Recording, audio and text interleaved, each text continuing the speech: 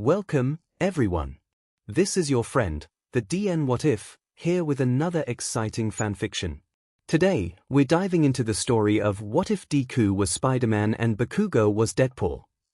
If you enjoy this video, don't forget to hit that like button and subscribe for more fanfiction content just like this. Now, let's get started with the fanfic. Come on, come on. Izuku muttered lowly as he tightened his arms.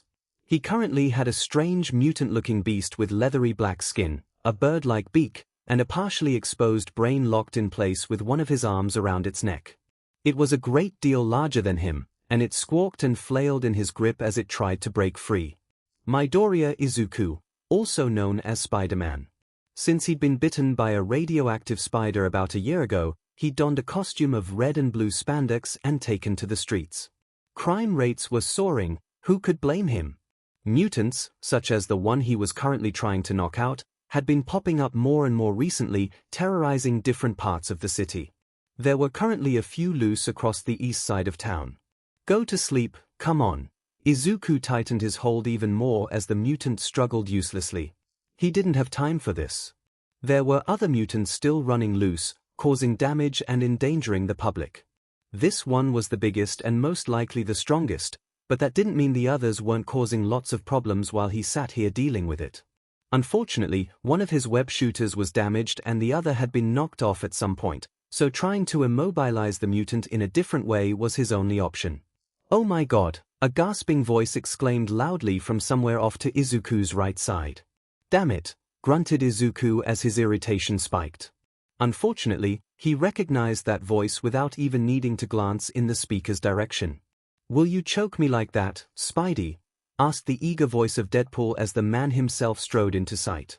Pretty please. Deadpool.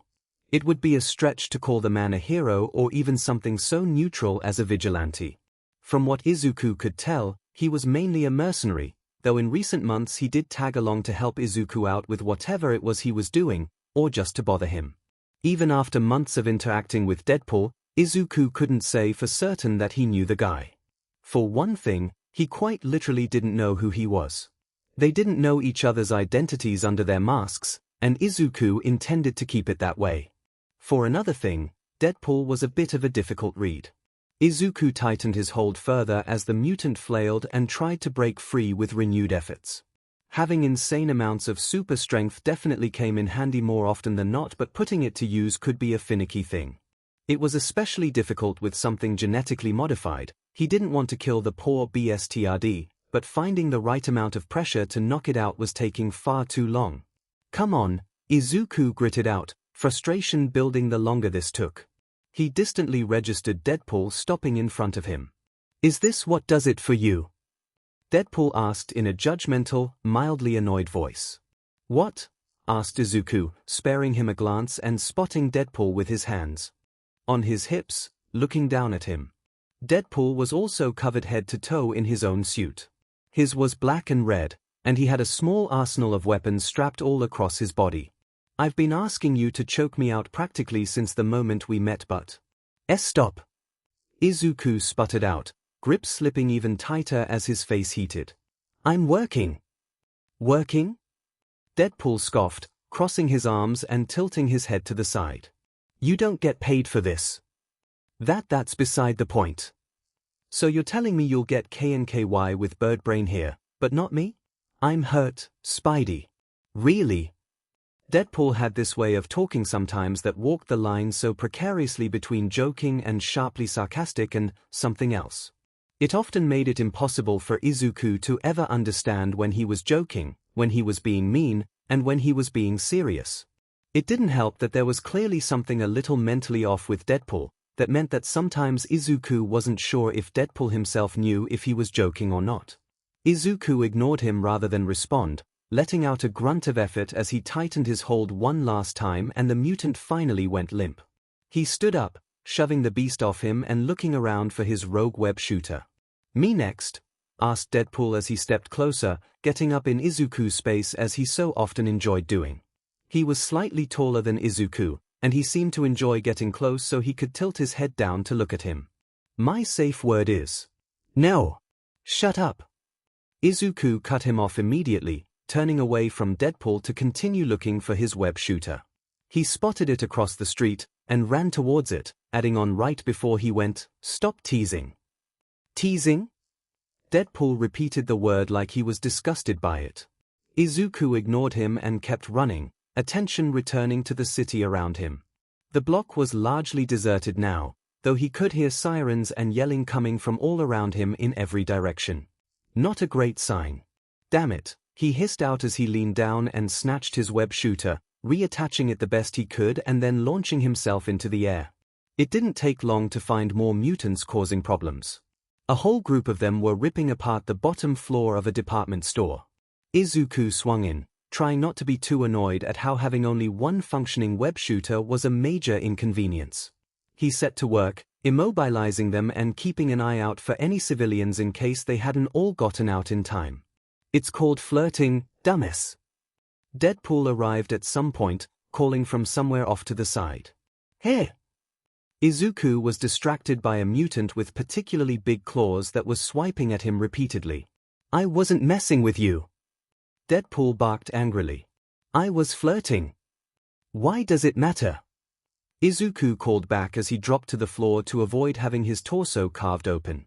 It was a serious proposition. Izuku barely comprehended the reply as he swung to the side, webbing up the mutant's feet and yanking it to the ground. His spider sense went off and he ducked as a different one chucked a large portion of broken concrete at his head. He shot webs after it, then slingshot the concrete back at the mutant that had thrown it. He turned and webbed up the one still on the ground before it could get up, and then turned and nearly ran smack into Deadpool, who was standing right behind him.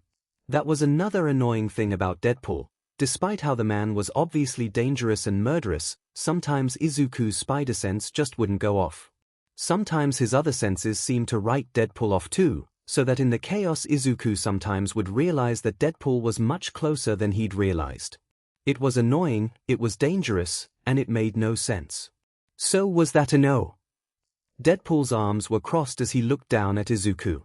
His tone was almost grumpy. "No, what?" asked Izuku distractedly, for a moment not moving away because he was so taken aback by how Deadpool had gotten so close without him noticing. "No, you won't choke me out? Preferably with your thighs, but I'll take whatever I can get." Izuku came back to reality, instantly turning and stepping away. There was a time when the crude comment would have broken Izuku's concentration completely. Now, he was much more used to Deadpool's antics after having run into the guy for many months by this point. That didn't mean his cheeks didn't burn hot with embarrassment under his mask. At least he usually didn't stammer or get nearly as thrown off as he used to. The first time Deadpool had told him he had a perfect butt, he nearly ran headfirst into a concrete wall. "No, stop doing this," Izuku berated, whipping his head back to the room to look around. Most of the mutants here seemed to be taken care of, though he could hear some outside on the street. He ran outside, locating the next group of them. He knew Deadpool wasn't too far behind him. "Are you sure?" Deadpool called from somewhere off to the side, and his voice had taken on more of that ambiguous tone of sarcasm or teasing or whatever. "I'll be a good boy for you, Spidey, I promise." "Shut up." Izuku practically squeaked in embarrassment, eyes darting to some nearby civilians. Sure, they were running for their lives, but they were far too close for comfort. Both because it was dangerous and because it potentially put them in earshot of whatever the hell Deadpool decided to say. Deadpool cackled and Izuku glanced over to see how he held his own chest, nearly falling over from the force of his laughter. His stumble conveniently meant that one of the mutant's claws swiped into open air instead of tearing through Deadpool's chest. Though whether or not the movement was an accident or intentional, Izuku had no idea. "I can hear your blush, Spidey," Deadpool teased as he kicked at the back of the mutant's knees and sent it tumbling to the ground. "Come on, lemme. See. I just know you've got the cutest little cheeks. Both north and south. Are you going to help or did you just come here to harass me?" Izuku cut him off sharply as he webbed up a different mutant and yanked it to the ground. God, he wished his cheeks weren't so hot, but Deadpool was just so vulgar and relentless. It wasn't Izuku's fault he wasn't used to this at all. Hardly anyone ever flirted with him, and definitely not like this. "The hell?" snapped Deadpool, back to being annoyed. I am helping. Barely. Izuku webbed up the last few mutants right as his earpiece crackled to life in his ear. He had it tuned into the police radio, and he heard them listing off codes and commands. The sirens got louder. They were headed in this direction, now. We gotta move, Deadpool. Izuku called as he turned to run in Deadpool's direction and glanced around to make sure there wasn't anyone in trouble before they left. Downside of being Spider-Man, he wasn't technically allowed to fight crime. It did make him an illegal vigilante, even if he just helped catch criminals and did his best to keep the streets safe. Yeah, I'm trying to remember where I left my scooter. Deadpool replied, hand on his chin as he tilted his head. I rented one of the electric ones and drove it here, but there's no time for that. But I paid for the whole hour. The cop cars spun around the corner on every side. Only way was up. Izuku webbed the building next to Deadpool and shot forward, throwing him over his shoulder and swinging into the air as the cars skidded to a stop and cops poured out of them. The sounds of guns and shouting erupted into the air, but Izuku kept going, as fast as he could with one web shooter and the awkward weight of Deadpool over his shoulder. Great view. Deadpool called appreciatively. Izuku gritted his teeth as embarrassment wormed under his skin. Tossed over his shoulder, Deadpool was almost certainly talking about his view of Izuku's butt. The moment they reached a high enough roof, Izuku landed, dumped Deadpool onto it, and ran over to the edge. He crouched down and looked out over the city, taking in the cop cars and damage, and trying to find any rogue mutants. While the mutants weren't all that powerful, Izuku knew they were several times stronger than an ordinary man. It would be easiest and safest for everyone if he fought them rather than a police officer. He also didn't like the idea of them killing the mutants, even if they didn't yet know what they were. In his peripheral, Deadpool came and sat down on the edge of the roof, swinging his legs over the side.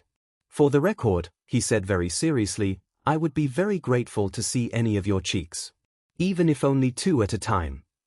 What? Izuku did stammer this time, thrown off by the sudden comment now that they were out of the chaos of the fight. If you want to keep the mask on during sec, that's totally fine by. Nope. Izuku shot to his feet, shaking his head rapidly. And waving his hands around frantically. Stop. I'm serious. I would be very into that. I should have just left you there. Izuku's voice came out breathless with embarrassment, so it lacked power and heat. This is how you repay me for keeping you from getting arrested. I'm offering up my body here. Deadpool sounded affronted as he gestured at himself. That's fantastic payment. Oh my god, Izuku groaned and smacked a hand to his face, willing it to cool down. It's so hot when you take control like that, you know. Deadpool, unsurprisingly, went right on shamelessly flirting. Picking me up so effortlessly, can you throw me around like that in bed? Izuku jumped from the roof, swinging away and ignoring Deadpool's protests at being left behind. Another average day with Deadpool, unfortunately. Getting under Spider-Man's skin had become Katsuki's new favorite pastime. Bakugo Katsuki, aka Deadpool. What had begun as a revenge mission had morphed into a career taking out pieces of shit who deserved it. He might have first gone on a rampage looking for the bestias who ruined his life, but now he also took out bestias who ruined other people's lives too. He was just so selfless and heroic like that, and maybe he just really enjoyed kicking butt and taking names. And winning. He loved winning fights a lot. Though when he was around Spidey, he kept the whole stabbing and shooting and killing thing to a minimum. It was one of the few things that made Spidey genuinely angry, which was not helpful for Katsuki's goal of getting into his pants. In fact, when he was aiding Spider-Man, if it weren't for his less-than-holy thoughts towards the spandex-wearing vigilante, he was practically a saint. Gave directions to old people, rescued cats from trees, and tied up criminals for the coppers to take as if the justice system wasn't corrupt as shit. He didn't even maim them, most of the time. Only if they really deserved it. When with Spidey, he played by Spidey's rules. How else would he be allowed to continue his new favorite hobby of pestering the guy constantly? You can't see my face, but I'm smirking at you and I'm real seki, you know, Katsuki said, placing an elbow on Spider-Man's shoulder as he leaned closer into his space. Said smirk was twisting unevenly on his face, hidden under his mask. So what if he was lying? The chances of Spidey ever seeing him under his mask were slim, and the chances of Spidey being attracted to him with or without the mask were even slimmer. Lying for the sake of a bit of light-hearted flirting was hardly a sin in Katsuki's book. "I told you I need to focus today," Spidey protested, shoving his arm off with a huff of frustration. "Oh, am I distracting you?" "Yes." "Well, how can I help you focus? A quickie, maybe?" "No." Spidey's embarrassment was so obvious, Katsuki couldn't help but grin victoriously under his mask. It was just too easy to get him flustered. Katsuki just knew he was a DMN nerd under that mask. Because he acted like no one had ever shown the slightest attraction to him in his life. Whenever Katsuki flirted with him, even after all these months, he so rarely knew what to do with it. Spidey stepped forward to the edge of the roof they were currently standing on. He crouched down, looking down across the cityscape. Katsuki moved forward and sat down next to him, crossing his legs beneath him. He normally wouldn't describe himself as a flirty person, not when he was sober and not in recent years, anyways. Something about being Deadpool really brought out the sarcastic, flirty side of him. Probably the fact that he was covered from head to toe and that Spidey didn't have a DMN clue who he actually was. There was something freeing about the anonymity. On top of that, everything about Spider-Man seemed to be a DMN turn-on for him. Who could blame him for that either? Spidey was a ripped motherfucker, covered head to toe in skin-tight spandex, always flipping all over the place and catching cars and stuff. He was also capable and smart and so DMN nice that it made Katsuki feel vaguely ill sometimes. So, yeah. The boldness that came with being Deadpool combined with the proximity to everyone's resident superhero crush, Spider-Man? Maybe Katsuki had ended up flirting a bit. The issue was that nothing but the most overt, vulgar flirting seemed to register at all to Spidey. In Katsuki's defense, he'd tried to be more subtle a few times, and Spidey hadn't gotten it at all. So, a DMN nerd, for sure. Historically, DMN nerds were Katsuki's type, so really he was doomed from the start. Spider-Man's head was ducked as he looked down and scanned the landscape for something. Katsuki dug around in his pocket for the piece of paper he'd been doodling on the hour before. "I drew this for you," he offered the folded-up piece of paper to Spidey. Spidey glanced over at him and then down at the paper, taking it hesitantly. The bafflement was evident in his voice. "What? Why?"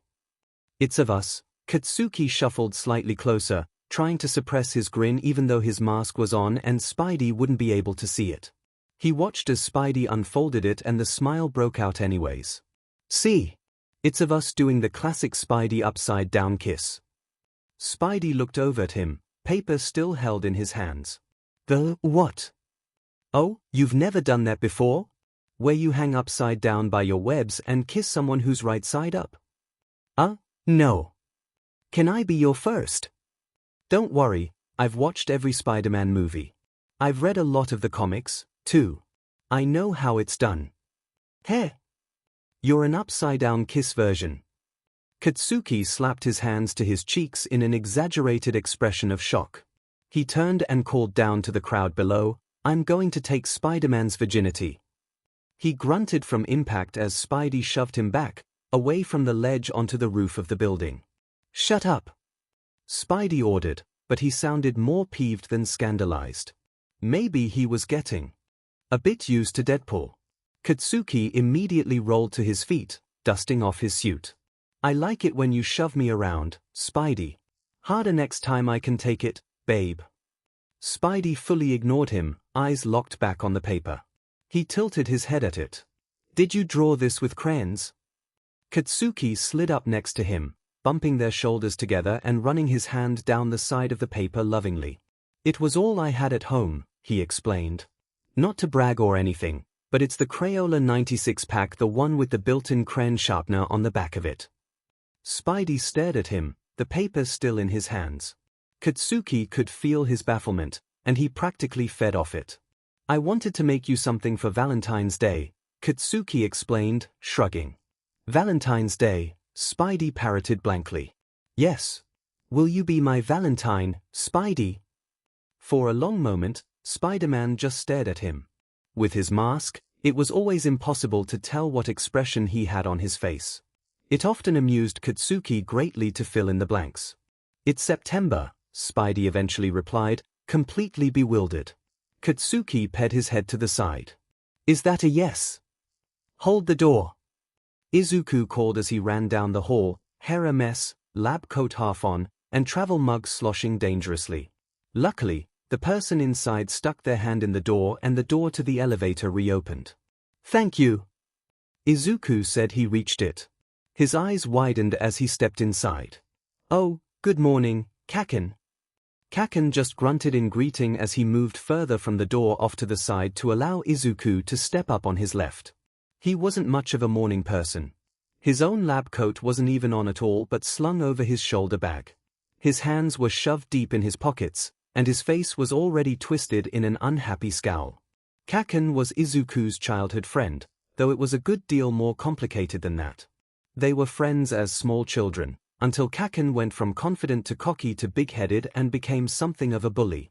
They hadn't spoken much in middle school, with Kaken seeming content to avoid him altogether. They spoke even less in high school, with a bigger class size and not much reason to do so. Their interactions had generally been few and far in between, and far from pleasant. Since graduating high school 6 years ago, Izuku hadn't seen him much at all until they both got a job working for the same company and coincidentally started living on the same floor of the same building, though on opposite sides. Izuku knew Kaken had had a challenging time in the years since they'd graduated high school. Though he hadn't seen him much at all, Izuku had heard a bit through the grapevine. Nothing for certain, just rumors from mutual friends and his own mother, who was friends with Kaken's mom. Rumors of trouble, of hospitals, of worried parents, but no details. Even if he hadn't heard anything at all, Izuku could have guessed Kaken had a tough time, based off the scarring he'd acquired since their high school years. Izuku did his best not to stare ever, though he didn't know how Kaken felt about them. From what he could tell, a good portion of the right side of Kaken's face was scarred. Guessing solely from the scarring on his neck and hands, Izuku suspected he had scarring elsewhere, too. Whatever had caused the scarring was not common knowledge enough for Izuku to have heard about it. Even when he'd tried to pry, asking old friends and even his mother, it had yielded nothing. An accident was the closest he got. Vague, unhelpful. It wasn't like he could or would ever ask Kaken, of course. He just was curious. The elevator dinged. They crossed the small lobby and stepped out onto the street. Kaken was difficult to read and they had little interaction anyways, but Izuku couldn't help but want to befriend him again. Kaken had always been cool, and despite their conflict throughout their youth, Izuku had always felt drawn to him. Now, Kaken was a lot calmer and quieter than he used to be. Though, it had definitely occurred to Izuku that maybe Kaken didn't say much because he didn't want to talk to Izuku.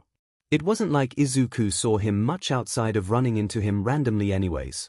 Kaken did always seem less than enthused to see him.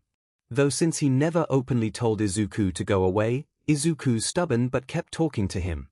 "How's that project with Kaminari coming along?" Izuku asked as he kept pace with Kaken as they began to walk through the crowds. "Fine," Kaken said lowly, not looking at him. As usual, Izuku was undeterred by Kaken's disinterest in conversation. It was a bit par for the course for their interactions. He only knew that Kaken was working on a project with Kaminari, one of their co-workers who worked in Kaken's department from Kaminari himself. "That's good," Izuku replied cheerily. "We've been working on." Abruptly, Kaken stopped walking. Izuku followed suit, glancing over at him and then following his gaze up to one of the large display screens on the side of a building. It was an action shot of Spider-Man, swinging through the air. A news advert that said "Who is Spider-Man?" was in big, bold letters next to it. Izuku felt heat creeping up his neck. He glanced back at Kaken, who was staring up at it with an intent but unreadable look. "You are like Spider-Man?" asked Izuku awkwardly. He immediately regretted speaking. He normally avoided talking about Spider-Man like the plague. It seemed that he was so desperate for reciprocal conversation from Kaken that he would snatch at even this.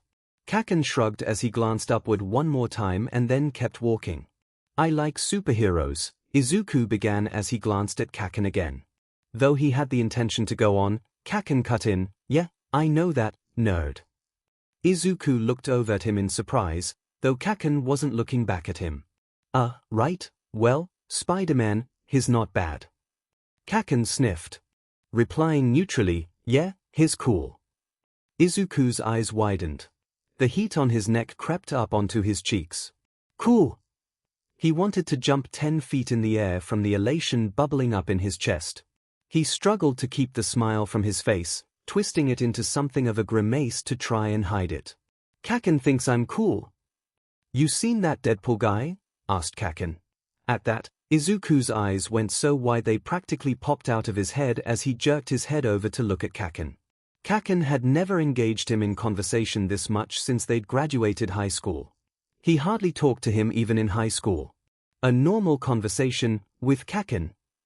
Izuku tried not to let his excitement show, though keeping his grin at bay was definitely a challenge. Kaken was eyeing him watchfully out of the corner of his eye, his head only tilted ever so slightly towards him. Still, his red eyes were intense and Izuku tried to shove aside the anxiety that came along with the scrutiny. After all, Kaken had always been handsome, but now. Izuku tried not to think about it too much, but Kaken was unfairly attractive.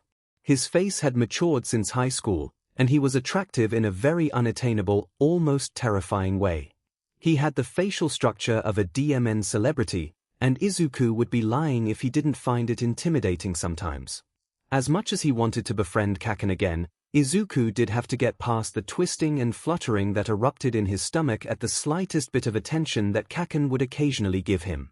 Even the scarring only seemed to add an air of mystery about him. Izuku never got a good look at the scarring, as Kaken always walked on his right side, leaving his unscarred left side facing Izuku. He was pretty consistent about it.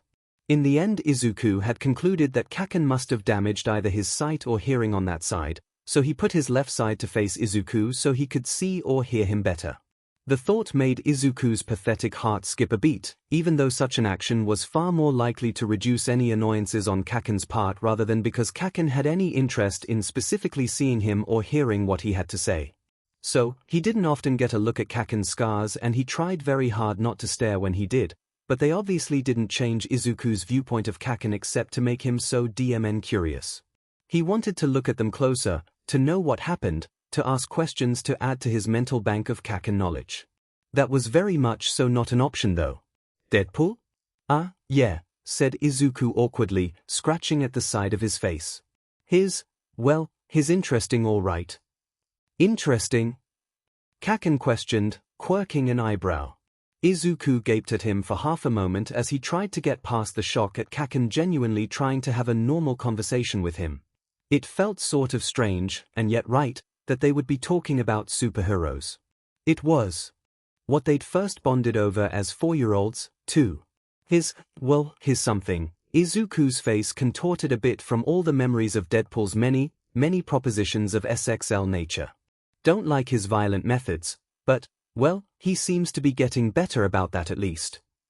When Kaken didn't respond, Izuku turned to look at him, only to find that Kaken's face had returned to stoicism, his eyes holding a dull look to them again as he gazed straight ahead of them. Do you like Deadpool? Asked Izuku as the desperation quickly shot up and he scrambled to continue the conversation. Nah, Kaken snorted, and he had a strange note to his voice that Izuku couldn't place. Something critical, negative, but vaguely amused almost. He's an annoying son of a bitch. Izuku furrowed his brow as the desire to defend Deadpool rose unexpectedly. The words tumbled out before he even realized he was going to say them. Well, sure, he said, but, he seems determined. He might be violent, but from what I can tell he tries to do the right thing. Limit the violence to the people that deserve it. I know how he looks on the outside, but Izuku caught himself before he spoke too familiarly about Deadpool, then went on more carefully. I don't know, I get the sense that he's got a good heart. He finished lamely, cheeks heating from how embarrassing the words were and knowing he'd just said that about Deadpool of all people. Thank God the guy wasn't here, because those words out of Spidey's mouth? Deadpool would have accepted that as a marriage proposal. He'd never let them go. Still, Izuku knew that he meant them. Months and months fighting alongside Deadpool had shown Izuku that the guy was far more complicated than he'd seemed at first. But in the end, he seemed to have a reliable enough moral compass, even if it was far less steady than Izuku's own. When Kaken didn't respond, Izuku glanced over at him. Kaken's eyes were a bit wide, and he jerked his head and averted his eyes the moment Izuku made eye contact. Yeah, well, Kaken sniffed again, a weird expression screwing up his face. You don't know him. You don't either. Izuku stopped short, offense flaring in him again. What's your deal with him? Kaken stopped too, glancing at him in clear surprise. Nothing. Just nothing, okay? Forget I said anything. We're going to be late. He stepped forward and left Izuku behind without another word. Izuku stared after him. There was a strange tingling that was starting at the base of his skull, like the beginnings of his spider sense, but it died out just as quickly as it arose. You better snatch me up while I'm available, Spidey, Katsuki called as he watched the vigilante swing by. I've got a hot neighbor I was thinking of making a move on. It was a complete lie, of course. There was zero world in which Katsuki would ever make a move on Izuku, for about 1,000 different reasons. I'm good, thanks, Spidey replied distractedly as he spun and threw one of the men they were fighting against a wall. Katsuki was so distracted by his own thoughts that he barely even reacted to how attractive that was. Instead of a comment on how he wanted Spidey to throw him like that, what came out of his mouth was, "He's a real nerd, like you." Yeah.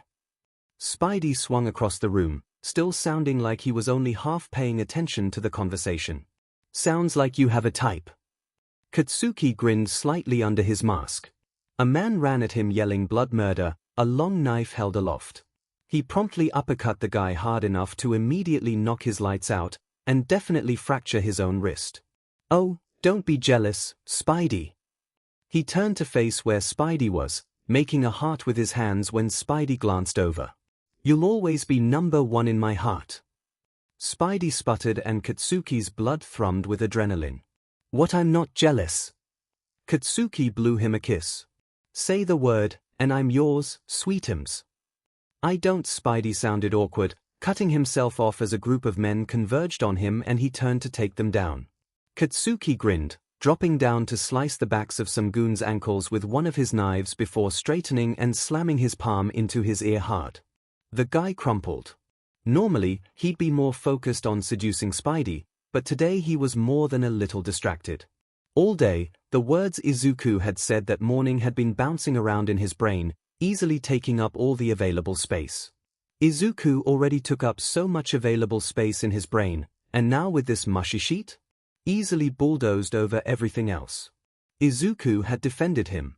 Him as Deadpool. It was so shocking Katsuki had momentarily felt like he was dreaming. Izuku had never seemed like the morally grey type, and when Katsuki had brought up Deadpool out of morbid curiosity, he'd expected ridicule. He'd expected Izuku to confirm his preconceptions of why the two of them would never work out. Instead, Izuku said it seemed like he had a good heart? What was Izuku smoking? Katsuki had spent way too much of his day scouring the internet for a single video that showed Deadpool having a good heart. All he'd found were compilations of his most gory kills, his crudest remarks to Spidey, and many more of that nature. He'd grown tired of hearing his own voice long before he'd found any evidence of Deadpool's supposed good heart. Katsuki wished it wasn't making his completely unacceptable crush flare up dangerously. His crush, as in, the horrific betrayal of his body anytime Izuku was near. It was like his attention zoned in on Izuku, and he was hyper-aware of him. His stomach fluttered, his heart raced, the whole effing lot. His crush that he'd horrifically developed upon seeing Izuku again for the first time in 6 years. Izuku had grown into a lot of his features. While he still had the round face and freckles and messy green hair. He was hot. His face had matured, and even though he was usually dressed in clothes that hid most of what he looked like, Katsuki just felt like he was sturdier.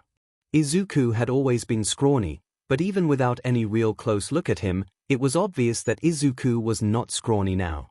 His crush, As in, his crush on the kid that he'd shoved around from ages 7 until like 16 because he was a piece of shit kid and Izuku was there and just annoying enough to provide an outlet. The kid that he'd made cry about 1,000 times, that he'd beaten up way too many times in elementary school. He'd generally just been way more of an a-hole to Izuku than he'd ever deserved. Yeah, that crush. It was never gonna happen. Ever. The only reason Izuku indulged him in conversation now was because Izuku was a friendly son of a beach, and it just made Katsuki feel so much worse for the way he'd treated him.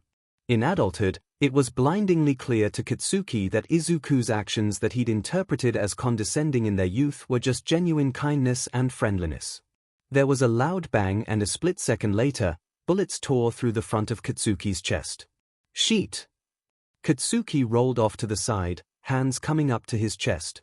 Furiously, he spat, "I just fixed my suit. Can you focus?"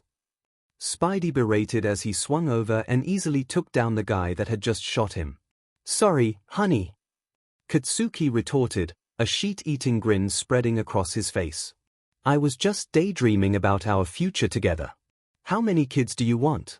"I want 4, no, 5. But I'm open to discussion." "Fight now, yap later, Deadpool." Spidey replied as he flipped out of the way just before bullets shot past one of them catching Katsuki in the arm. "Motherfucker!" Katsuki gasped, lifting it in horror to eye the bullet hole. Right on the seam. "You'll pay for that." He jumped over, grabbing the guy's head and slamming it to the ground. "Out cold, but not dead, probably. You know, I can multitask," he called in Spidey's direction as he turned to fight more goons coming his way. "Hey?" Spidey asked distractedly as he fought a large group of lackeys. "I can multitask. I can fight and yap." "Apparently not, because you're not doing shit," Spidey rebuked. "Yes, I can. For example, last night I was doing my taxes while fantasizing about getting stuck in a dryer and you being the one to happen upon." "Stop." "All right, you got me," Katsuki admitted with an exaggerated sigh, grabbing a man by the jaw and punching his lights out. "I wasn't doing my taxes. I was reading the Bible. Have you ever read Corinthians? Riveting stuff. Can you be serious for 1 second?" Spidey asked, flipping over and catching a crowbar that a guy was swinging before it crashed into the back of Katsuki's head. "We're in the middle of a fight." "Fine, you got me again." Katsuki sighed as he turned to face Spidey, throwing his hands up. "I was writing fanfic of us again." "I'm sorry." "What?" Spidey asked, puzzled and distracted, as he webbed up some guy's feet and pulled them out from under him. "But it got 4 kudos on AO3. "What are you talking about? If I send you the link, will you give me your feedback? Just tell me if I guessed right about your KNKS and D size." "Deadpool." "What?" "Just so I can make the necessary adjustments. For accuracy." "Duck," Spidey ordered as he jumped and kicked a guy who was about to stab Katsuki in the skull. "So you won't read it?" Katsuki asked, disappointed as he straightened up again. "Focus," Spidey ordered, flipping off to the side and swiping a guy's leg out from under him. "Fine, fine," Katsuki complained. "Yes, I hear you." Flirting with Spidey was normally great for getting his mind off things, but Katsuki's brain kept returning to Izuku the moment Spidey's attention left him. He wished it wouldn't, because Izuku was off limits for every reason, but he couldn't seem to forget the fire in Izuku's eyes as he defended Deadpool of all people. Izuku decided to be brave. He decided to make a move on Kaken. Not like a real move. Not like some bold, romantic move. No, no, no. Romance and Kaken was ridiculous, it would never happen. But a move of goodwill? Of friendship? To maybe grow closer? That sort of move was a go. Izuku had seen that Kaken was especially tired that morning, so on his lunch break he ran down to the coffee shop on the bottom floor of their building. He ordered the drink that he'd seen Kaken holding on 1 or 2 occasions. Yes, he used his supervision to read what was written on the side of the cup, so what? With that in hand and his own drink, Izuku made his way to the lab Kaken worked at. He was most of the way down the hall when he heard it. "Ha! Want to say that to my face, idiot?" Izuku's eyes went wide. Kaken was yelling. "I did say it to your face," came a familiar voice that was Kaminari. Izuku strode forward, following the voices to the break room for this floor. He paused at the entrance to the room. Kaken was sitting at one of the break room tables slightly off to the left, looking up at Kaminari, who was standing across the table brandishing a piece of paper triumphantly. They were positioned so their sides were to the door, so Izuku could easily see both of their faces. A few of their other co-workers were sitting at the table with Kaken, watching with varying degrees of amusement. Kaken was grinning as he sneered at Kaminari. Though, because his right side was facing Izuku for once, Izuku could see how his smile was lopsided. It was unable to stretch much at all across his heavily scarred right cheek. "You think you're better than me, huh, dipshit? Just because you got lucky one time?" Kaken held his pointer finger aloft, shaking it to emphasize the singular occasion. "Sorry, I can't hear you over the sound of my 0.524% error, Bakugo." Kaminari held a hand up to his own ear, pretending to lean closer and listen more carefully. "That's it, you little runt." Kaken slammed his hands on the table and pushed himself to his feet. "You want to go?" "Guys," one of their co-workers cut in abruptly. They both looked over, and then suddenly everyone was looking at Izuku. Izuku, who was still standing in the doorway like an idiot, gaping at Kaken. Kaken, who was smiling and laughing and jeering with his friends. Izuku's heart felt strange, seeing that Kaken was completely normal around his friends. This sort of behavior was reminiscent of high school Kaken, though he was far more teasing than mean right now. His disinterest, his silence, his boredom, that was unique to Izuku. Sure, he'd suspected that Kaken wasn't interested in being friends with him, but he'd let himself think it was just his own insecurity. The rejection stung far more painfully than Izuku had been prepared for. "Izuku!" Kaken fully startled when they made eye contact, voice a bit light with surprise. He made a weird movement so suddenly that he slammed his hip into the table and sent his own chair scooting back loudly. He turned to face Izuku and then some, so he was now almost standing with his back slightly to Kaminari. He faced Izuku, but not fully head-on, partially obscuring the scarred side of his face and neck. He tilted his head even further to the side and fixated Izuku with his good eye. "What are you doing here?" Izuku barely registered the movement, heart hammering as his brain caught up to the fact that everyone was staring. He cringed, overwhelmed by the feeling of rejection and scrutiny and how out of place he felt. "Sorry, wrong room," he muttered, ducking out quickly and trying to fight the sudden, ridiculous urge to cry. He tossed Kaken's coffee in the first trash can he passed by, if only because he needed a hand free to wipe frantically at his watering eyes. He wished, oh God, he wished that he didn't have heightened senses, because even as he scrambled away he could hear their conversation. "Who was that?" someone asked. "Just some guy who lives in my building," Kaken grumbled.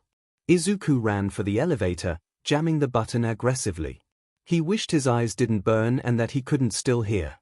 He didn't want to hear as Kaken's voice took on disinterest or annoyance or anger now that he was talking about Izuku rather than just enjoying time with his friends.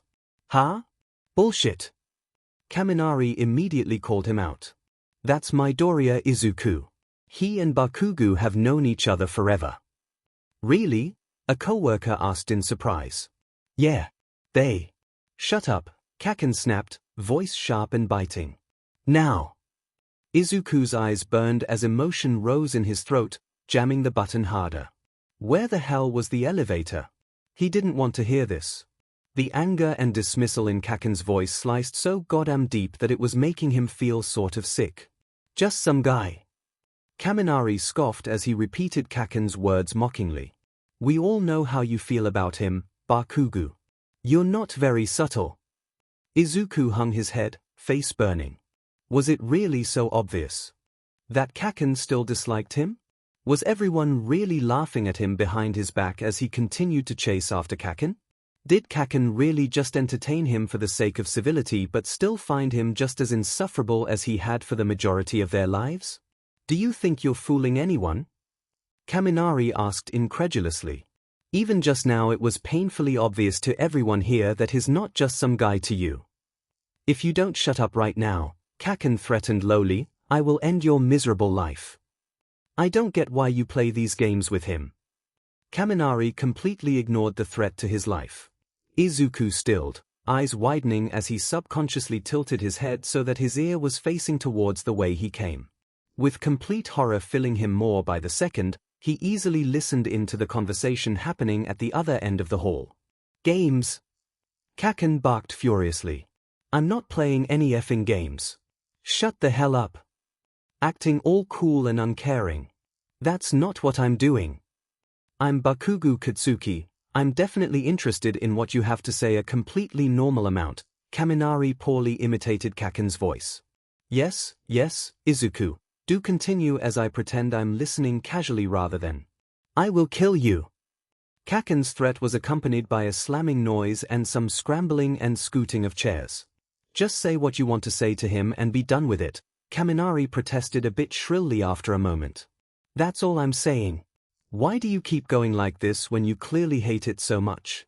Both of you want. It's not that simple, and I'm done talking about this. Kaken's voice shook with low, barely restrained anger. Mind your business.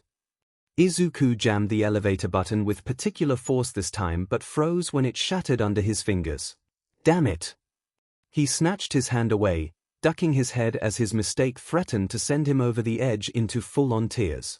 He slapped a hand over his eyes, trying to breathe deeply and not cry over his crush like a goddamn 12-year-old. Mercifully, the elevator dinged. Izuku scrambled inside and jammed at the closed door button. His thoughts buzzed between his ears. He barely heard the last words out of Kaminari's mouth and definitely didn't comprehend them past the waves of feeling he was focused on keeping down. Stop being a coward and tell him how you feel. Mercifully, the doors slid shut and Izuku slumped against the side of the elevator as his utter humiliation washed over him. Katsuki locked up his apartment and turned in time to see Izuku hurrying down the hallway, head ducked. He quirked his eyebrows, striding forward to meet Izuku at the elevator. Izuku was jamming at the elevator button and darted in when Katsuki was only halfway there. Oi, hold the door. Katsuki called, half jogging. The doors slid closed, and Katsuki scowled at them. A-hole. He caught up with Izuku on the street. Didn't you hear me back there? He asked. The slightest bit of an annoyed tone creeping into his voice. Mostly, he was worried because Izuku seemed off. Here? No sorry, Izuku muttered, glancing up at him and then doing a double take. Katsuki's heart seized in his chest when he realized he was on the wrong effing side. He jolted and sidestepped across onto Izuku's other side, hoping the bustling crowd hid his movements to make it look like he was just moving out of the way of someone. It wasn't like Izuku couldn't see the scarring all over his DMN face, the scarring on his neck and hands, but that didn't mean he had to give Izuku a front row seat to it. He hadn't effed up in a while. Normally, he was very careful to try and only show his good side to Izuku as much as possible. It was a pathetic move, really. Katsuki didn't know why he bothered, but it made some small part of him feel like there was more of a chance this way. Like a complete impossibility had the tiniest, almost unseeable sliver of possibility crammed in there. As if Izuku would forget what half his face looked like, as if in any situation where they'd remove their clothes Izuku wouldn't see all of. Katsuki shook himself from his thoughts and realized with slight confusion that Izuku hadn't said anything. He glanced over and saw that Izuku was staring ahead, brows furrowed in thought. What's wrong with you? He asked, and his voice came out more scathing than he'd meant. F-. Izuku shook his head. Nothing. Tired is all. Katsuki eyed him curiously, but Izuku said nothing more. What do you say we make things interesting for the readers and just kiss already? Deadpool sat with his legs crisscrossed beneath him, one elbow propped on his knee with his head resting on his palm. His other hand played mindlessly with a bullet hole in the pant leg of his costume that he hadn't patched up yet. What readers? Asked Izuku distractedly, crouched in his usual Spidey way as he looked out at the city for any sign of those mutant beasts. He'd heard rumors that more of them would be let loose on the city tonight, and he intended to minimize the damage. They ship us together, you know, Deadpool said seriously, with the slightest teasing lilt to his voice. Might as well give the people what they want and make out here and now. Izuku ignored him, eyes catching on movement near an alleyway. He tensed but then relaxed when it was a false alarm. Deadpool sighed loudly and said in an openly annoyed tone, "You're not paying attention to me." "There's rumors of an attack on the city," Izuku replied distractedly. "I'm hoping to catch it before it happens." There was a stretch of silence as Izuku continued to keep watch. Then Deadpool spoke again. "What if we did it right on this roof?" Deadpool suggested. "Get a bit of that public sec tag up in here? Though maybe this counts as semi-public sec? Could also get some dirty talk. And how do you feel about the BNDG tag? You could tie me up with your webs, you know." "Ooh. Do you think improper use of web shooters is a tag yet? We can." "Stop, stop, stop." Izuku cut him off when it appeared he intended to go on. He sighed, putting his head in his hands as his face burned. "Please, stop." Deadpool huffed. "Just trying to entertain the folks at home." Izuku shook his head. Deadpool often said things that made no sense. He'd learned to shake it off. It was better to not question it, because if he tried, Deadpool would only double down with more confusing explanations. It was obvious that something was a bit off mentally with Deadpool, and while Izuku didn't mind that, he wasn't always a fan of how it led him on tangents such as this one. "I read a fanfic last night where we kissed on a rooftop." "Did you write it?" Izuku deadpanned, unimpressed. "What, not this time?" Deadpool protested, annoyed. "Personally, I would have written you as more handsy than that. Showing me who's boss. Throwing me around a... Nope. Forget I asked." Izuku cut him off again. He knew better than to indulge Deadpool, and the immediate consequence of doing so only reminded him of it. There was silence for a while. So long that Izuku had just begun to realize how strange it was when Deadpool spoke again. "Think things could ever work out between us, Spidey?" Izuku's eyes widened in surprise at the genuinely forlorn tone in Deadpool's voice. It was low and quiet, and it made a vague tingling light up in the base of his skull. What? Do you think we could ever work?" Deadpool flicked his pointer finger back and forth between them. Izuku gaped. For once, the tone of Deadpool's voice was much closer to serious than joking or flirtatious. He didn't know what to say. He'd always assumed that Deadpool got the message that he wasn't interested by the repeated rejections. Izuku hesitated as he noticed the slump of Deadpool's shoulders, the sadness radiating off him. "It's okay, I know your answer," Deadpool said glumly, shifting to lay on his back, still on the edge of the building. He tucked his hands behind his head, crossing his legs. "You've only turned me down about 10,000 times." Izuku stared at him, caught between confusion and awkwardness and concern, and just sitting there with his mouth slightly agape as he struggled to find the words. "So, who does do it for you, Spidey?" Deadpool asked lowly. "Who's the one who has me beat despite all my best attempts?" Izuku's expression fell behind his mask, head dropping as he turned away and back to the city with a quiet sigh. The heavy weight was back in his chest. The memory of Kaken's smile contrasted with months and months of less than enthusiastic conversation. "I don't have anyone," he said. "Too busy being Spider-Man." There was a pause, then Deadpool said, "You're lying." Izuku turned to glance at him. "Why would I lie? Is your situation hopeless too?" "What do you mean?" "Spidey, you know I'd marry you in an instant, but there is someone who came before you."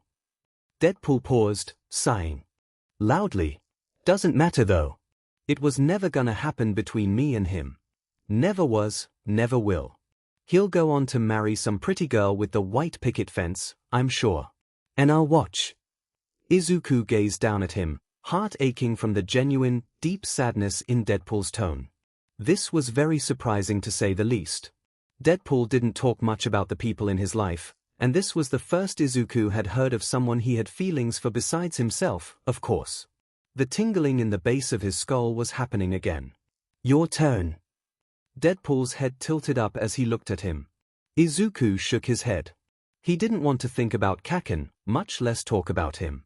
"It was never gonna happen for me either," Izuku replied quietly. "Never was, never will." Before Deadpool could respond, he spotted the mutants a few blocks down and hopped off the building, dragging Deadpool with him. Katsuki wished Izuku's apathy wasn't affecting his mood so much. He didn't realize just how much he'd treasured the short, friendly interactions he'd often have with Izuku before and after work until they were gone. It wasn't that Izuku wasn't friendly anymore. He was never rude or unkind, but he was quiet. Reserved, almost.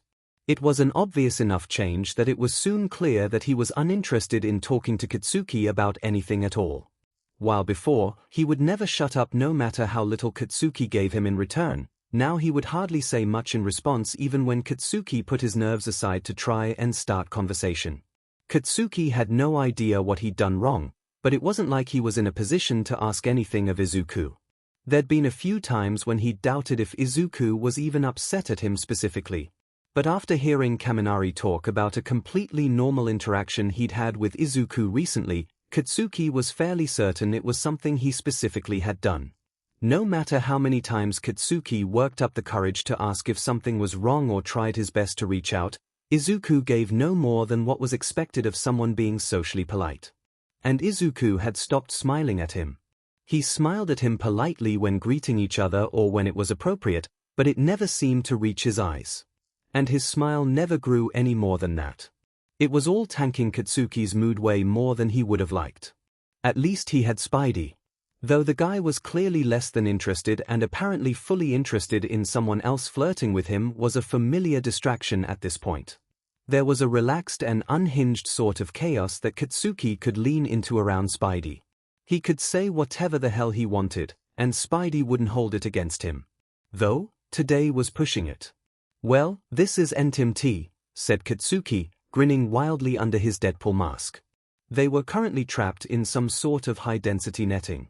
The two of them were pinned together tightly, facing each other with their legs somewhat tangled together. Katsuki's arms were pinned to his sides, and Spidey's were all caught up in the netting. And also, they were hanging upside down.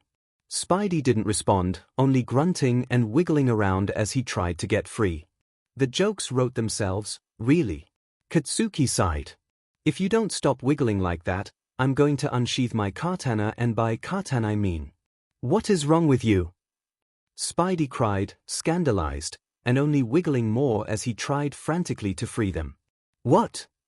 You're the one rubbing up against me. It's friction and biology.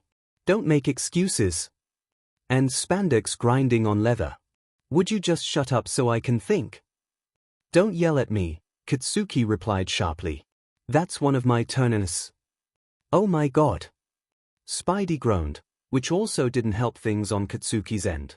Spidey struggled some more, and Katsuki could feel the netting tightening around them rather than loosening.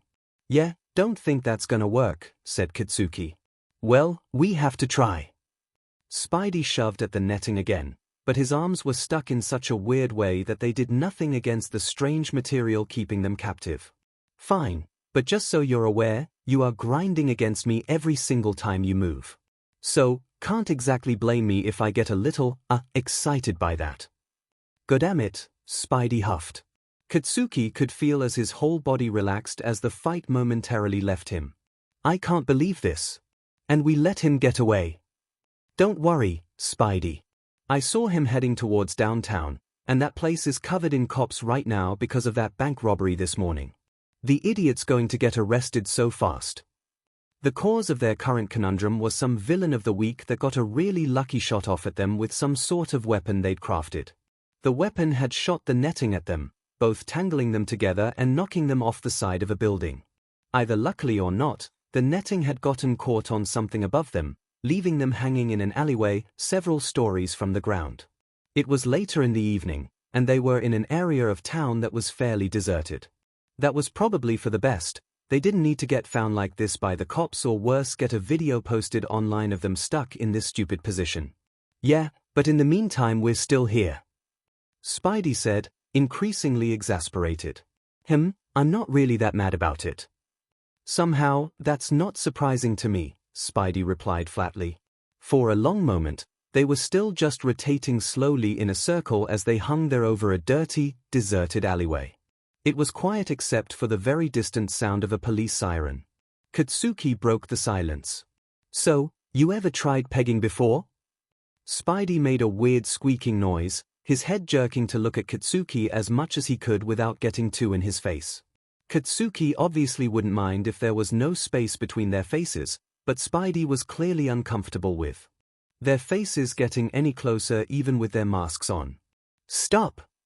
Spidey cried, a bit shrilly. "No more SXL jokes. I can't take it right now. Just let me think." It wasn't a joke, it was a real question. "I'm just trying to make conversation." "I don't care. Stop." Katsuki suppressed a smirk as Spidey's voice nearly broke from how strained it was. "Fine, fine, whatever you say, honey." Spidey didn't reply, and Katsuki frowned a bit as they continued to hang there. Honestly, this position hanging upside down, pressed tightly together, wasn't super comfortable. He shifted a bit, moving his torso, his legs, his hips. "Stop doing that," Spidey ordered. "Doing what?" "I'm just trying to get comfortable." "You know what you're doing." "Fine, whatever. Boring." Katsuki heard Spidey sigh, and then felt the man begin to flex his arms on either side, clearly trying again to overpower the tensile strength with pure force. Katsuki's body started to give before it did as the netting pulled tight and constricted around his back and shoulders. "Just so you know," said Katsuki matter-of-factly, "you are breaking my shoulders right now." "What?" Spidey yelped, immediately freezing. "You're not actually making progress on the netting. You're just breaking my shoulders, and maybe my back a bit too. Ribs might be next." Oh my, I'm so sorry." Katsuki snorted at his appalled tone of voice. "Healing factor, remember?" I know." Spidey still sounded uneasy. "Still. I didn't realize." "I'm A-okay, Spidey," Katsuki assured. "No need to worry. Though, you can make it up to me if you want. I'm not going to do anything SXL with you right now." "I wasn't going to suggest wait, what do you mean right now? Does that mean you will later?" "What? No. That's not what I meant." "Oh, but anyways that's not what I was gonna ask," said Katsuki. He paused, knowing how Spidey was likely going to react to his next words. "I was wondering about the person you like." "No, I don't want to talk about it." Spidey's voice was immediately closed off in a way it so rarely was. It was what he'd done every time Katsuki tried to bring it up. Spidey shut him down so completely and thoroughly that he couldn't help but be more curious about it. After all, Spidey was just about the most likable person out there. It made Katsuki wonder why the hell things weren't working out for Spidey. "How can anyone not want you?" Katsuki asked, genuinely baffled. Spidey froze, his head tilting slightly to the side to look at him. You're. I mean, you're you," Katsuki added simply as he looked back at him. Not for the first time, he wanted so badly to know what Spidey's expression looked like under his mask. "Hey! I'm really not, I mean that's nice of you to say, but, Spidey stammered. Katsuki could tell he was blushing by his tone. "You must be really ugly under that mask," he said, squinting at him through his own mask. Even up close like this, he obviously couldn't see a DMN thing. About Spidey's facial features. "Yeah, should have known that was coming," Spidey grumbled. "You were being too normal." "Are you seriously deformed?" Spidey stiffened. "What?" Katsuki grabbed onto the reaction as a selfish sort of hope started to build up inside him. "You covered in scars or something? Or just naturally hideous?" "Here? What does that mean?" asked Spidey warily. "So, you are? Which is it? Covered in scars? Is your face all effed up under there?" "Stop it." Spidey's voice was a low, gruff order. He sounded so livid so suddenly that Katsuki's eyes widened ever so slightly. "You're being mean." "Hey, I don't have a problem with scarring, Spidey." Katsuki countered. "I'm just a bit curious because you're such a friendly guy, but clearly things aren't going well for you in the romance department. I told you I don't want to talk about it. And if you were covered in burn scars or something, it would make sense why." "Shut up." Spidey's tone was so enraged that it actually raised the hair on Katsuki's arms. "Shut up right now, Deadpool. Last warning." There was a pause. "I did not just hear your heart rate pick up," Spidey accused. You can hear my heart. Katsuki knew Spidey had good senses, but it just hadn't occurred to him that that was a thing he could do. Yes. And I can feel it because your chest is pressed to mine. Well, yeah, obviously it did. I know you're mad at me, but I'm actually really into that, so. Oh my god. I'm not gonna keep asking about our, previous topic, but just out of curiosity, what were you going to do if I didn't heed your warning? You're welcome to do it anyways, if you want. What did I do to deserve this? Spidey muttered, craning his neck to look off to the side at the still deserted alleyway. There was another long pause. You're still mad at me, said Katsuki lowly. Yeah, well, you're being an a-hole, Spidey snapped back. Katsuki felt his chest ache a bit as he comprehended the anger still hanging around in Spidey's tone.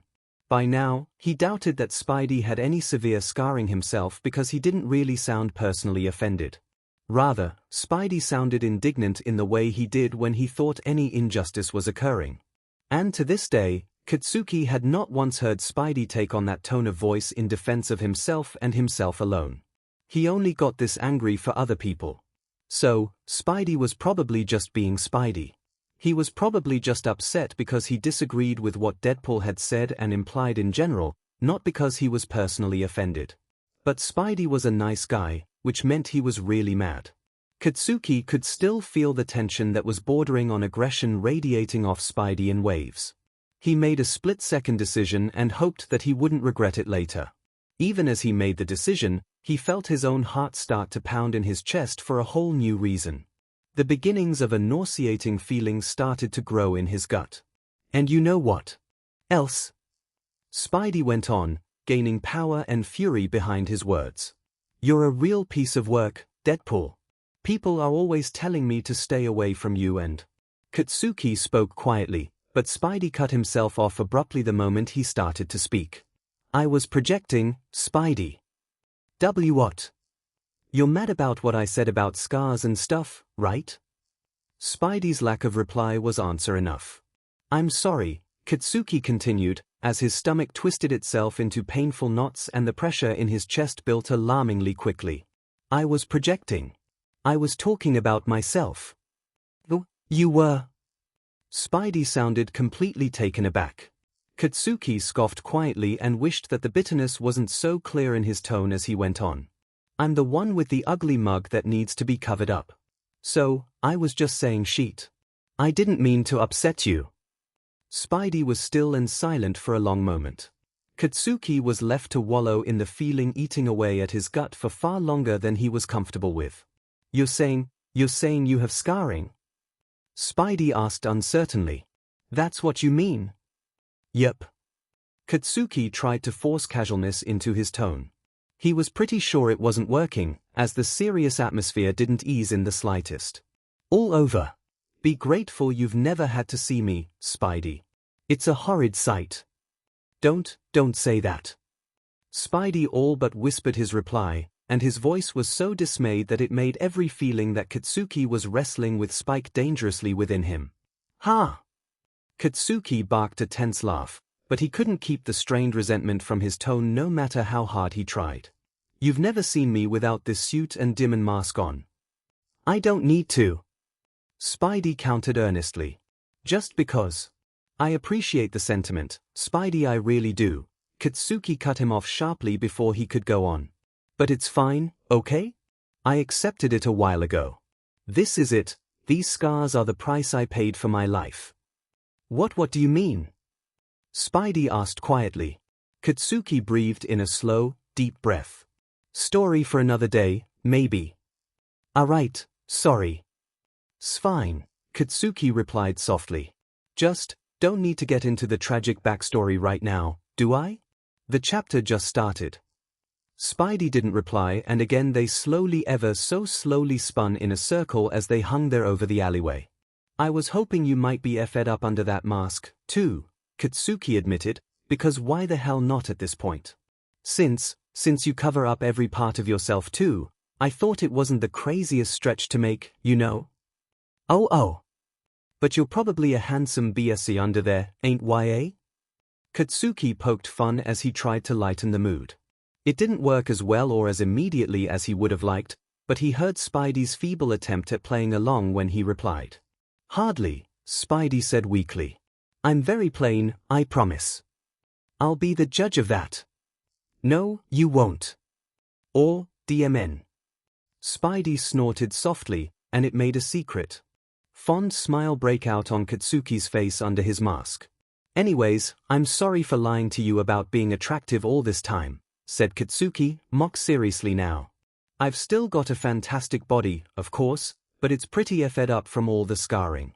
Not to mention my face. A pause. But I can still SCK like a pro.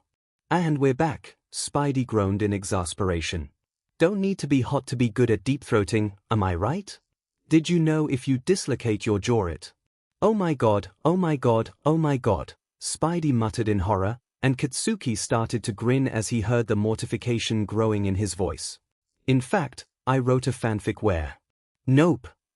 Spidey yelped, tensing all over as he began to struggle with the netting again. Stop, stop, stop. What? This one got 9 kudos, Spidey. 9. I'm moving up in the world of AO3 fanfic writers. Spidey ignored him, his arms still moving and twisting around with greater determination. Don't you care about my interests? Asked Katsuki, feigning offense. You're not a very supportive friend. Your interests? Spidey parroted incredulously. I could be out on the streets, dealing drags or whoring myself out, you know. You should be encouraging my hobbies. Deadpool, your hobby is that you write porn about us. Spidey squeaked out, and Katsuki barely resisted cackling. It's called smut, and it's an art form, okay? I'm trying to express myself. I'm not judging you or trying to limit your creativity, Spidey was so flustered that he was stammering. I just don't understand why you need to tell me about it. As Katsuki listened to Spidey try to be supportive despite how ridiculous the topic was, it made the gross, sappy part of him flare up. This was one of the moments when Spidey was so goddamn nice that it made something in the center of Katsuki's being grow fond. That part of him that felt so fiercely protective over Spidey and his absurd levels of kindness. In silly moments like this, there was a part of Katsuki that felt certain that he would happily use himself as a human shield for Spidey any day. That didn't mean he was going to give Spidey a break, though. Well, F me for trying to share my writing with you. I worked long and hard on it, so. Deadpool, please. Spidey was fully begging now, and Katsuki could have sworn the guy was blushing so much that he could feel the heat radiating off his face through their masks. Please stop talking. Fine. Fine. Whatever. Katsuki relaxed a bit as he realized the tense, serious mood from before had finally dissipated completely in the way he'd been hoping for. The writhing, uncomfortable feeling in his gut had almost faded all the way. Spidey sighed out a long breath that sounded like one of relief, and then he said, Look, if you let me break your shoulders I think I can get us out of here. Ooh, K&KY. K&KY. Spidey repeated, horrified. What does that even mean? What kind of things are you into? You. Asking for a list. Katsuki grinned wildly under his mask. No. Spidey looked away, then paused. He continued in a more hesitant tone. So, your shoulders, is that okay? By all means, Spidey. Break any part of me that you'd like. Oh. Spidey sounded uncomfortable. Why'd you have to say it like that? Him. Oh, whatever. Brace yourself. Punish me, Daddy. Even before he was nearly crushed under a bunch of concrete, Izuku hadn't been having a great morning. He woke up with an aching head and a congested nose. He hated getting colds. Not just because they objectively scared, but also because they dulled his senses. They even messed with his spider sense, so, really not good. But that wasn't even the worst part of his morning. It wasn't even the worst part of his first few minutes of being awake. No, not even close.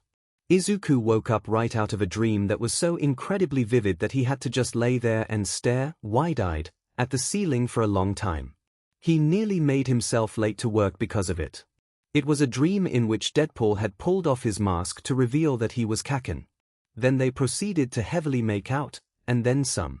Izuku stared in horror at the ceiling. He told himself it made sense why his brain had done this, when he thought about it. After all, that discussion he'd had with Deadpool when he'd revealed he was covered in scars had made him think of Kaken. He'd already been thinking of Kaken when he'd gotten angry at Deadpool's comments, before he'd realized Deadpool was speaking so harshly because of his own insecurities and image of himself. It made sense Izuku thought even as his eyes were still blown wide and staring at the ceiling that his brain then cast the most heavily scarred person he knew to play Deadpool in his dream. It made perfect sense Izuku tried desperately to tell himself that he was turned on by dreaming about doing that sort of thing with the guy he had a crush on combined with the guy who made SXL comments to him practically every moment they interacted for over a year. Still, Izuku lay there, unmoving, eyes open but seeing nothing, pretending that he just had a completely coincidental case of morning wood. Pretending that his brain wasn't screaming at him in confused horror. Pretending that he knew what the hell to do with this development. There was too much going on in his head, and it didn't help that his cold was making his head hurt. There were too many reasons this particular development was so overwhelming. For one thing, he'd spent every day recently reminding himself how incredibly off-limits Kaken was for anything. He'd replayed the words he'd overheard that day at work in his head and wallowed in all the negative feelings that came with them. He'd always known that he and Kaken would never be happening in any sort of non-platonic way, but now he had to remind himself friendship wasn't going to happen either. He spent every day trying to stop himself from getting pulled into Kaken's orbit and force his presence where it wasn't wanted. So, dreaming about Kaken in this way felt almost disrespectful. Like a violation of Kaken, somehow. For another thing, Deadpool. Why? Izuku screamed in his head over and over. Sure, Deadpool had grown on him in recent months. Sure, he considered them friends, as weird as their friendship was. But Izuku couldn't afford to mix business with pleasure in the slightest with Deadpool, because if he showed any interest, Deadpool would eat him alive.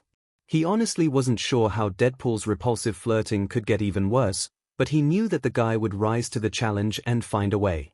Izuku stared up at the ceiling, nearly shuddering in terror at the very idea. He never reciprocated with Deadpool, and he'd never really been attracted to Deadpool either. At least, he didn't think so. Am I? Izuku asked himself, aghast, as he thought back. Oh God. He didn't think so, he didn't know. Was he attracted to Deadpool? Sure, Deadpool was objectively attractive in the sense that he was built quite nicely. He was a broad-shouldered man with a slimmer waist, and every part of him arms, legs, but torso was wrapped in such toned muscle that it was often obvious even with the rather thick leather that his costume was made out of. Even Izuku could admit that, though he never would dare to do so to Deadpool's face. After all, there was a reason it had never once occurred to Izuku that Deadpool might be lying or at least putting up a front about his looks. Deadpool talked himself up a lot, and Izuku had eyes so he figured Deadpool was just self-assured. Really, Izuku hadn't yet had the time or energy to process everything he'd learned from Deadpool about his scarring and insecurities. He definitely hadn't had time to try and talk to him about it again, busy as he was with work and fighting crime. That right there was just another reason it was fed up of Izuku's brain to do this. Deadpool had shared something very personal with him that had obviously been difficult for him to talk about. And what did Izuku's stupid, horny brain do? Use Deadpool's vulnerability to cook up a sick dream. Izuku comforted himself with the fact that at the very least Deadpool likely wouldn't give a shit how he ended up in a SXL dream with him. In all likelihood, Deadpool would just be overjoyed to be present in any capacity for such a thing. But somehow that didn't even help. Because as Izuku tried to recall the earlier details of the dream, he couldn't recall if it was Deadpool at any point, or if it had just been Kaken wearing Deadpool's mask. Did his brain just borrow Deadpool's costume, or had it been Deadpool, then morphed into Kaken when Deadpool pulled off the mask? Was he into Deadpool? Or was he only into it because Kaken had been the one who'd been wearing the Deadpool suit?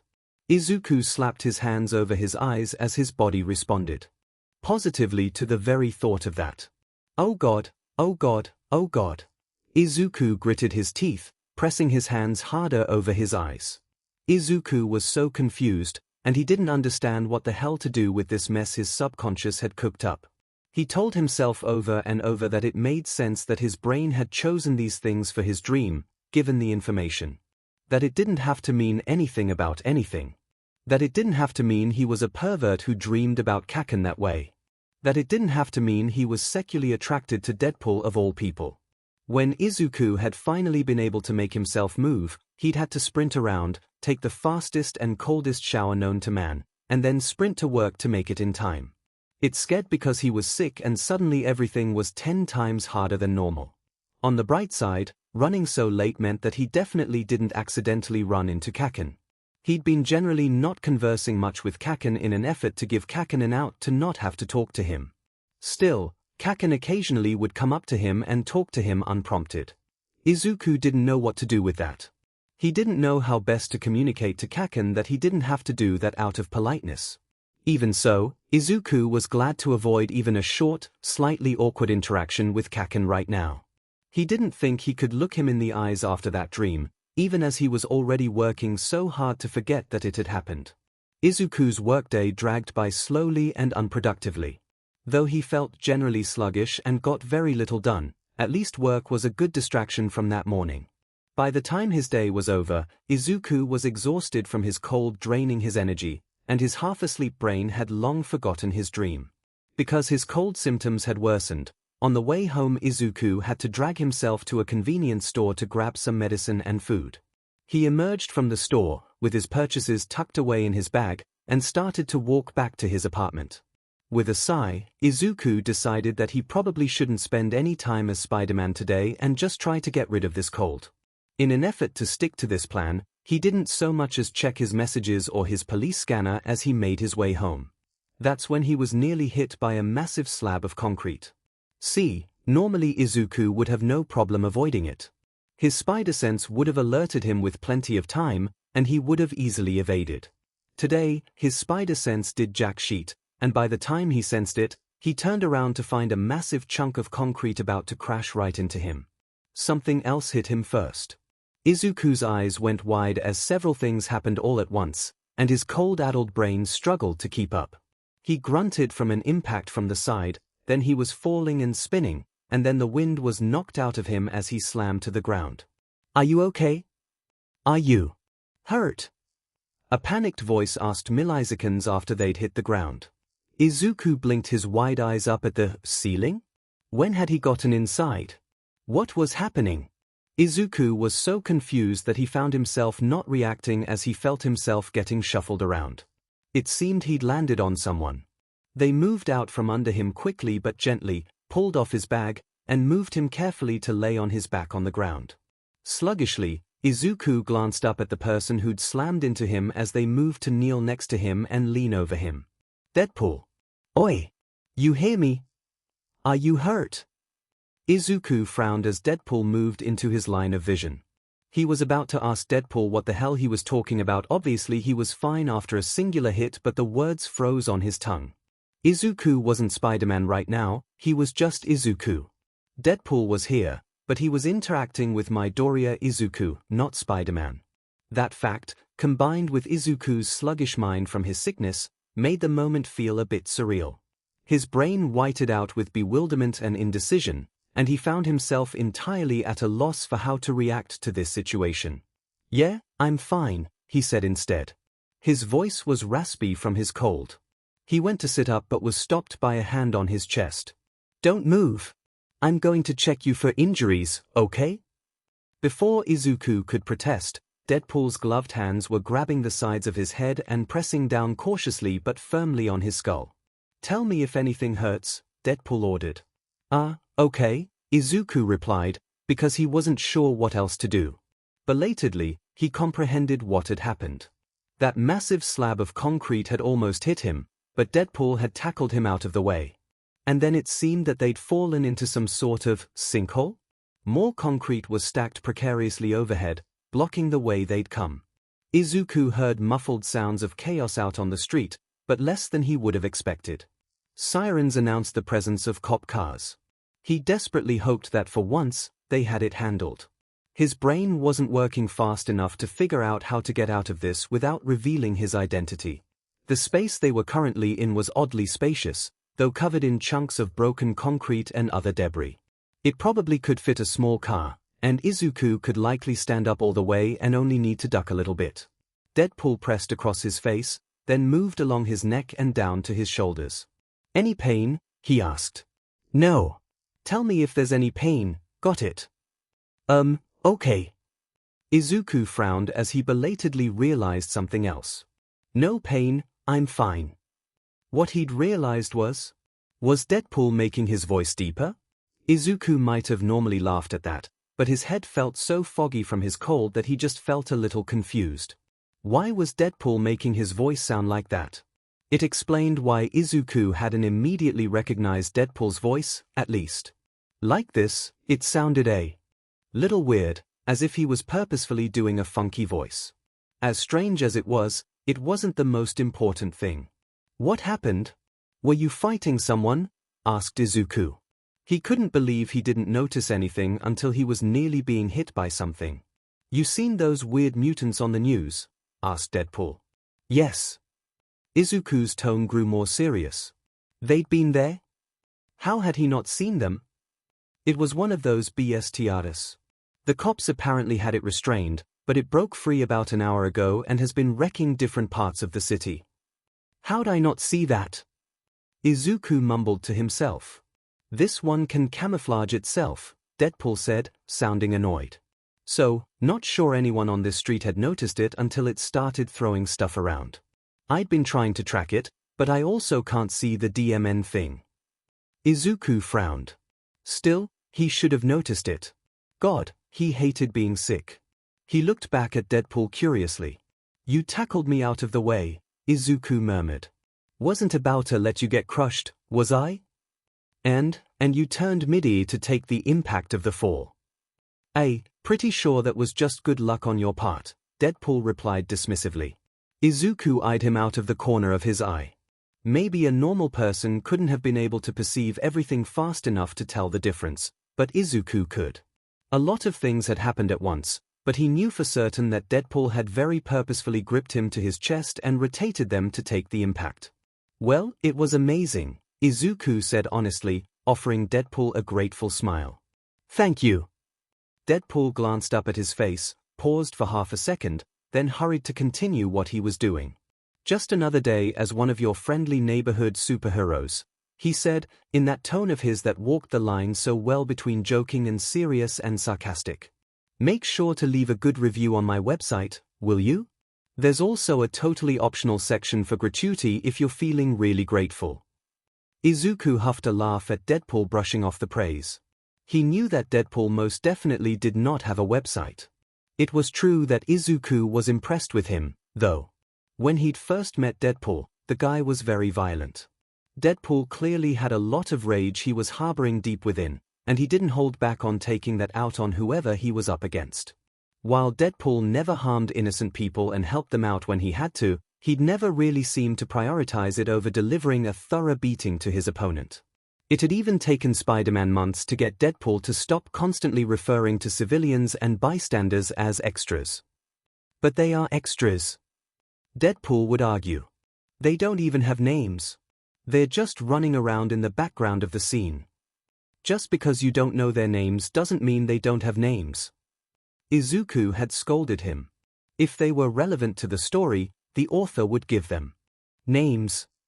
"What are you talking about?" It was a bit of a work in progress, as Deadpool did still use the term extra at times. But he'd come a long way, and in the current moment, Izuku was proud of how thorough Deadpool was being in his care of someone who was a random civilian at least, from Deadpool's perspective. Deadpool continued to quickly work through whatever assessment he was doing. It was likely some kind of evaluation for injuries, but after another few moments, Izuku narrowed his eyes slightly in suspicion. It was a rather thorough evaluation. Izuku resisted glaring or berating the guy as he wasn't Spider-Man right now, but Deadpool better not be trying to feel up someone who he thought was a civilian right now. Though, it wasn't really that Deadpool was being inappropriate, but just that he was genuinely being very thorough. His movements were professional and clinical. He just moved slower while checking Izuku's torso and seemed to be checking in with Izuku a lot more than was even remotely necessary. He even made him roll slightly so he could feel along his spine for any abnormalities. Izuku's suspicions of him being purposefully creepy dissipated when the most Deadpool checked of his pelvic region was to press down and in on his hip bones. He patted down Izuku's limbs very quickly and professionally, though he asked yet again about any pain in the areas. Izuku guessed that he was just biased because Deadpool took every opportunity possible to touch Spider-Man. But thank God Deadpool didn't do any of that to random people he rescued. "Your breathing sounds weird," said Deadpool. "You sure you don't have any chest pain?" "Here? No, I just have a cold. I told you, I'm fine." It seemed that Deadpool had just been so thorough out of genuine worry that Izuku had an injury on his torso or back. Izuku supposed that the impact of Deadpool running into him, followed by the fall they'd had even with Deadpool cushioning his fall, would have had a good chance of injuring a normal person. So, he shouldn't be upset that Deadpool clearly cared about finding said injury if it had occurred.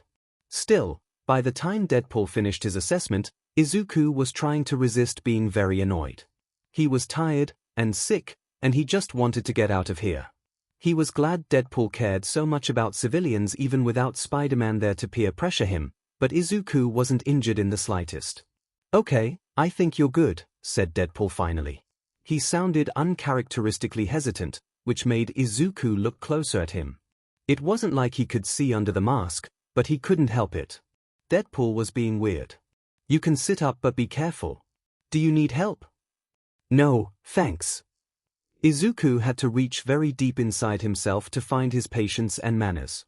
His exhaustion, sickness, and general familiarity with Deadpool made him less inclined to be overly polite. Still, he had to remind himself that, like this, Deadpool didn't know him. Izuku sat up, crisscrossing his legs beneath him. Deadpool shoved back to sit on his but a few feet away, facing him. Deadpool had a knee up that he rested one of his arms on, with his other leg kicked out in front of him. "Can we, Izuku turned and tilted his head up towards the concrete stacked unsteadily not too far above their heads. "Can we get out of here?" "Yeah," replied Deadpool.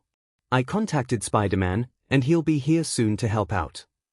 Izuku's eyes widened as he felt the blood drain from his face. Deadpool, who was apparently watching him like a hawk, snickered. His reply was somewhere between teasing and taunting. "You look like you're gonna PSS yourself. What, you a Spidey superfan?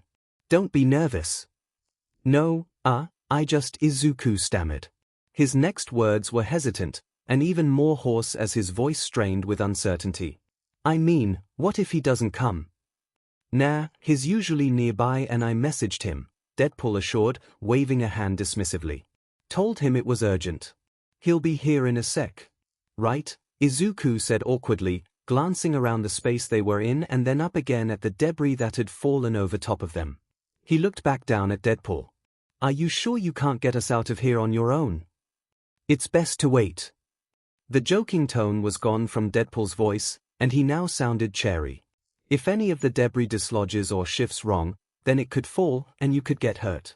Spidey's super strong and he's got his webs and these crazy senses and stuff. I'd rather wait until he's here to help. It'll be safer that way." Izuku very nearly sighed out loud. He also very nearly just gave up and told Deadpool who he was. Was it a very bad idea? Probably. But exactly how long were they meant to wait here for Spider-Man? Spoiler alert, Spider-Man wouldn't be swinging in to save the day this time. Instead, Izuku took a deep breath and told himself that he'd give it a few minutes to see if Deadpool would get impatient and decide to try it himself. When he opened them again, his eyes caught on Deadpool's ankle on the leg that was kicked out in front of him, and his heart dropped suddenly in his chest. Oh my God!" Izuku stammered out. "Your ankle!" Deadpool glanced down at his own ankle, which was completely askew at a very awkward angle. "Oh, that? It's fine, I heal fast." But shouldn't you? Izuku didn't know why the sight was throwing him off so bad. Maybe it was just because he hadn't seen it earlier and also because Deadpool wasn't doing anything about it. "Set it back in place? It's all crooked." He tried not to stare at it, but it looked so wrong that it was making him feel a bit ill. He kept glancing away and then back as something like morbid curiosity drew his gaze. Yeah, I will, Deadpool replied, waving his hand dismissively. He was again talking in that silly tone of his where it was so hard to know if he was joking or serious or what. His voice was still almost weirdly deep, but it was less serious and intense than when he'd been checking Izuku over. But since I'm also stuck in this sinkhole, I want to be the damsel in distress for Spidey, too. Izuku blinked vacantly, uncomprehending. What? Deadpool gestured towards the ceiling. He'll rescue you first, of course. Don't worry. Get you to safety and get you one of those crinkly trauma blankets if you want one and everything. But if I can't walk, he pointed down at his twisted ankle and Izuku looked down again before immediately looking away. And I play it up enough, then maybe he'll carry me out of here, too, hopefully bridal style. Izuku was so thrown off by the comment that a laugh burst out of his mouth before he realized what was happening. Deadpool's head jerked over to look at him when he did, but Izuku was suddenly giggling uncontrollably even as he tried to stifle it. Sorry, Izuku laughed again, then finally managed to stop, though he couldn't stop his amused grin. He tried to brush it off. I didn't realize you planned your, flirting? You're flirting with Spider-Man like this. He added quickly, and hopefully not too suspiciously, I've seen compilations of you and him online. I wouldn't say planned, more like I'm a man of opportunity, replied Deadpool. Spidey and we have this sort of will they won't they going on so. Izuku fully snorted, then slapped his hand to his mouth as he tried again to stifle his laughter. Oi, what are you laughing at? Deadpool barked.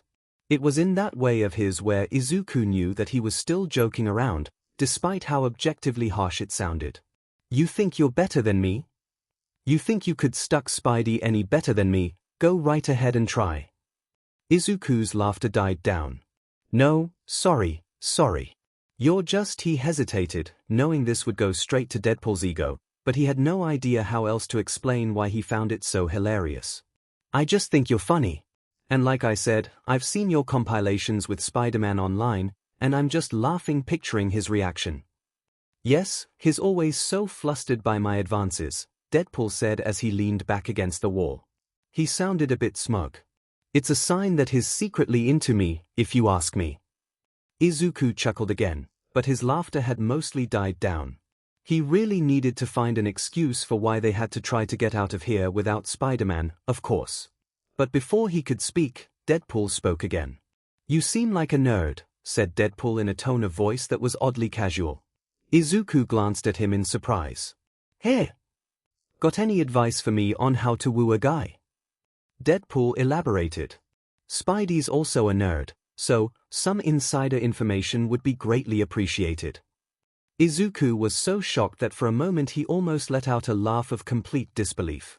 Deadpool didn't even know how spot on he was, at least, in terms of making connections between Spider-Man and Izuku's apparent similarities. In the end, he replied awkwardly, waving his hands nervously in front of himself, I really don't think I'm the person to ask. I don't have a lot of, experience with any of that. Well, yeah. It was obvious that Deadpool was grinning by his amused voice. He leaned forward a bit, putting himself that much closer to Izuku. Because you're a nerd, like I guessed. Izuku hesitated, frowning slightly in confusion as he tried to figure out what Deadpool's game was here. But there are people who like that sort of thing, you know. Izuku's eyes widened ever so slightly as he realized that Deadpool's voice was slowly but surely getting flirtier. Deadpool gestured to his own torso.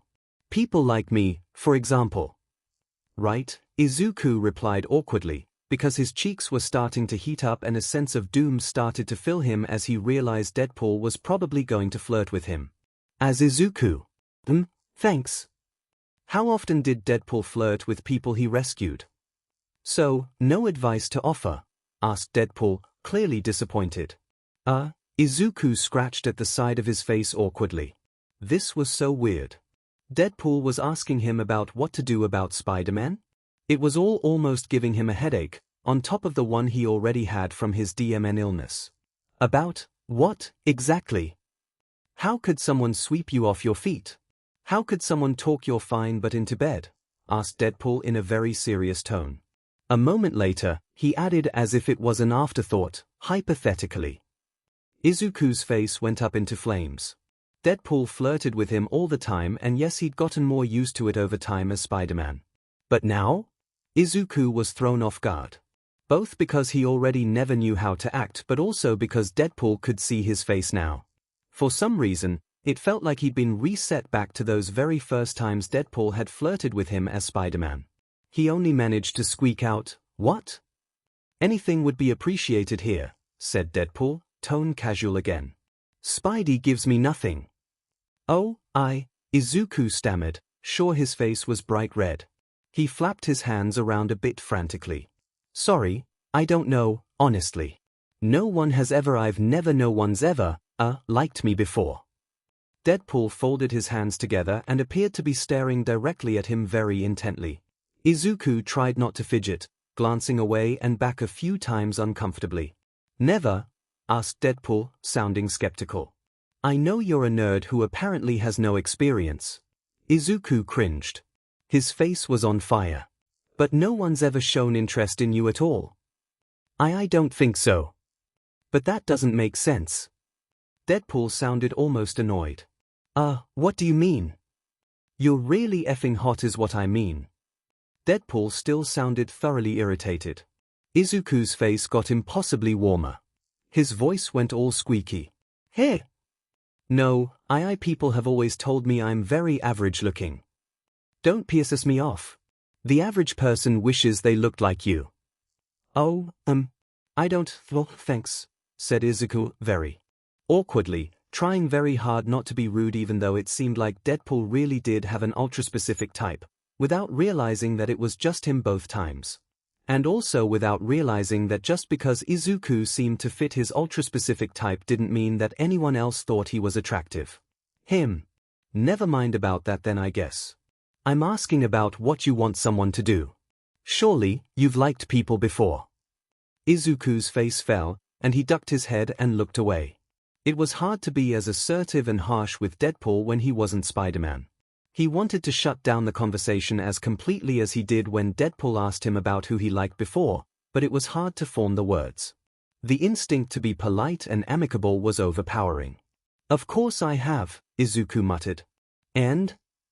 Izuku hesitated, then said, "I'm just really not the person to ask. I'm very busy and I always have a lot going on. I've been worn a bit thin recently, so no time for relationship stuff anyways, you know." He turned back to Deadpool, though he was obviously unable to see any reaction on his face.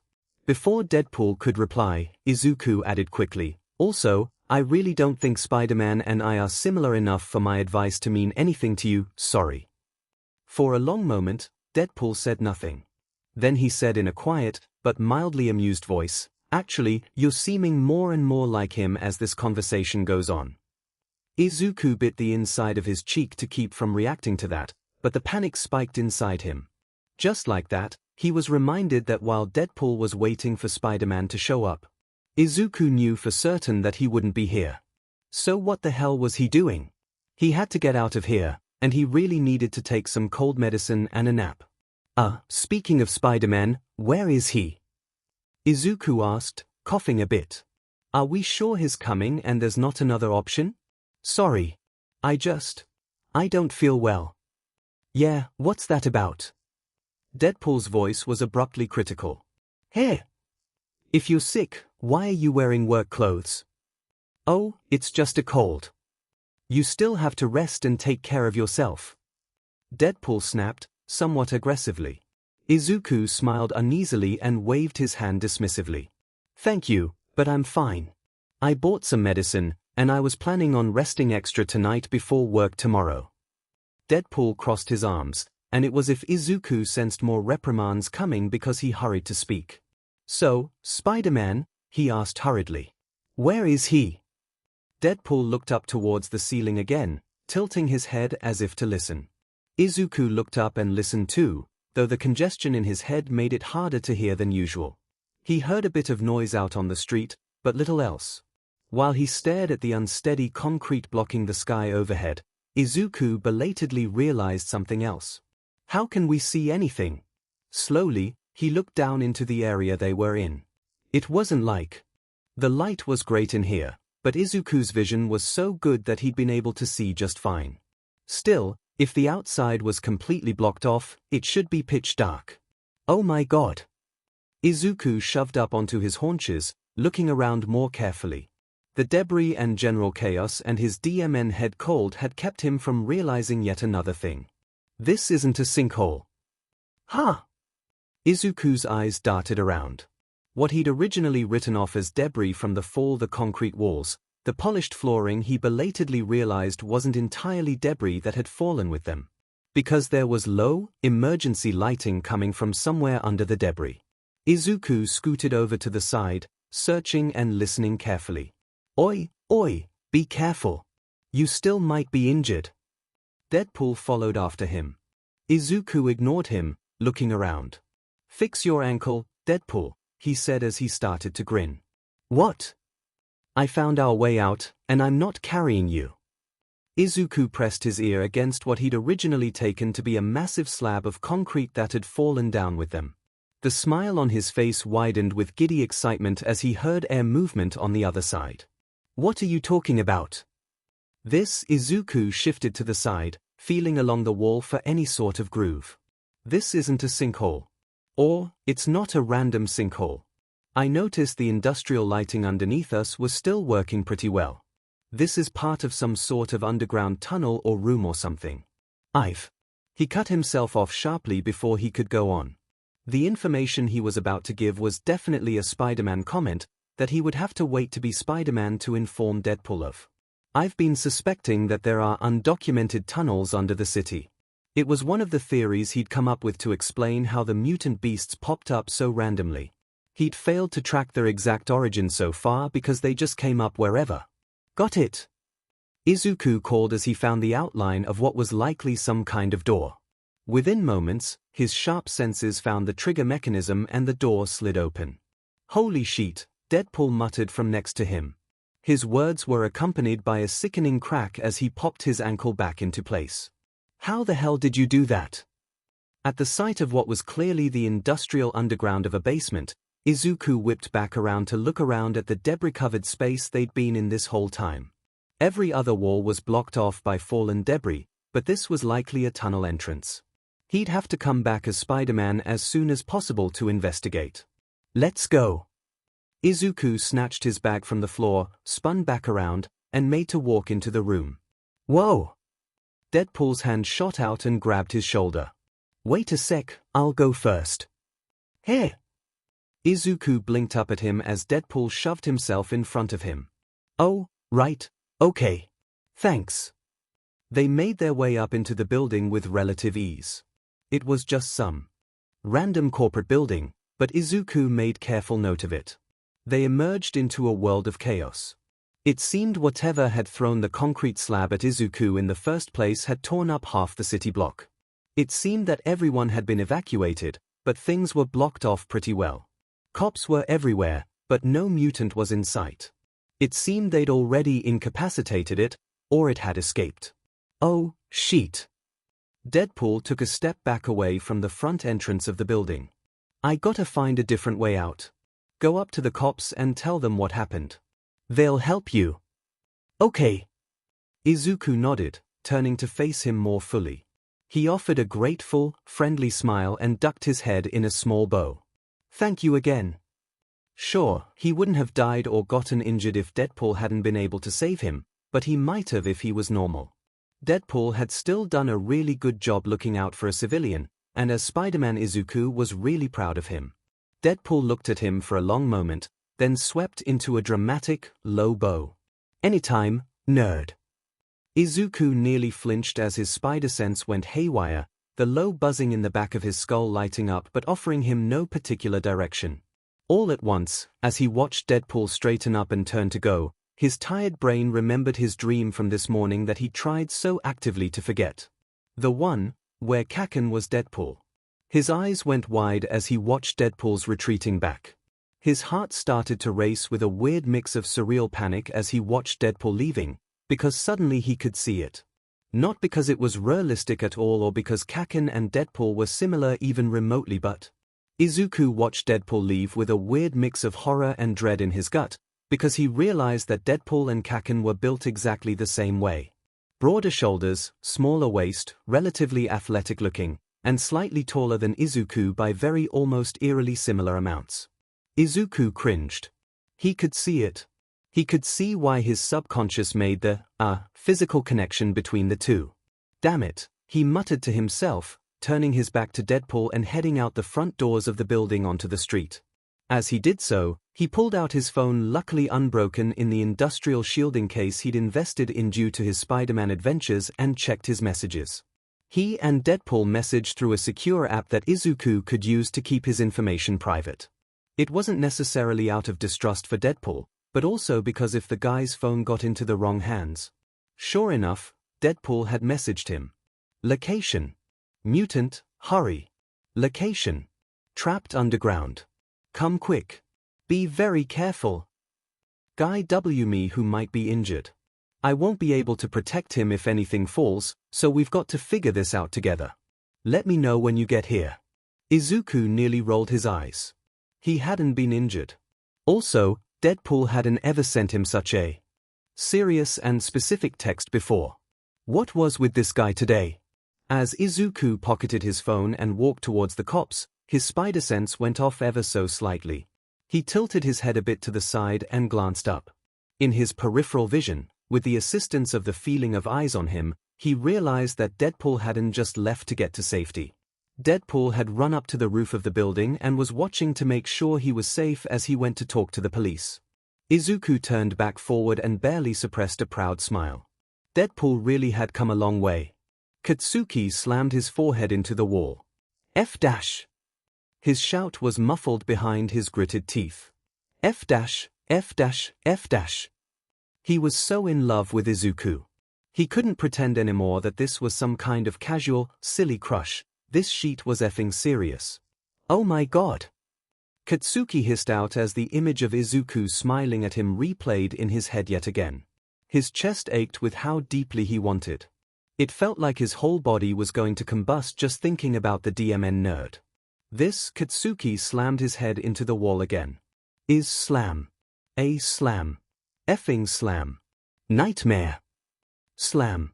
He was likely going to get a noise complaint from his neighbors from banging his head on his apartment walls like this, but at the moment, he couldn't bring himself to care. After the last slam, Katsuki kept his forehead resting on the wall. His eyes were wide and unseeing as the feelings incited by Izuku washed over him in wave after overwhelming wave. These feelings, the ones that had flared up so dangerously as Izuku had smiled and laughed at him after he'd rescued him today. As Izuku had blushed and talked about being average-looking and how no one had ever been into him.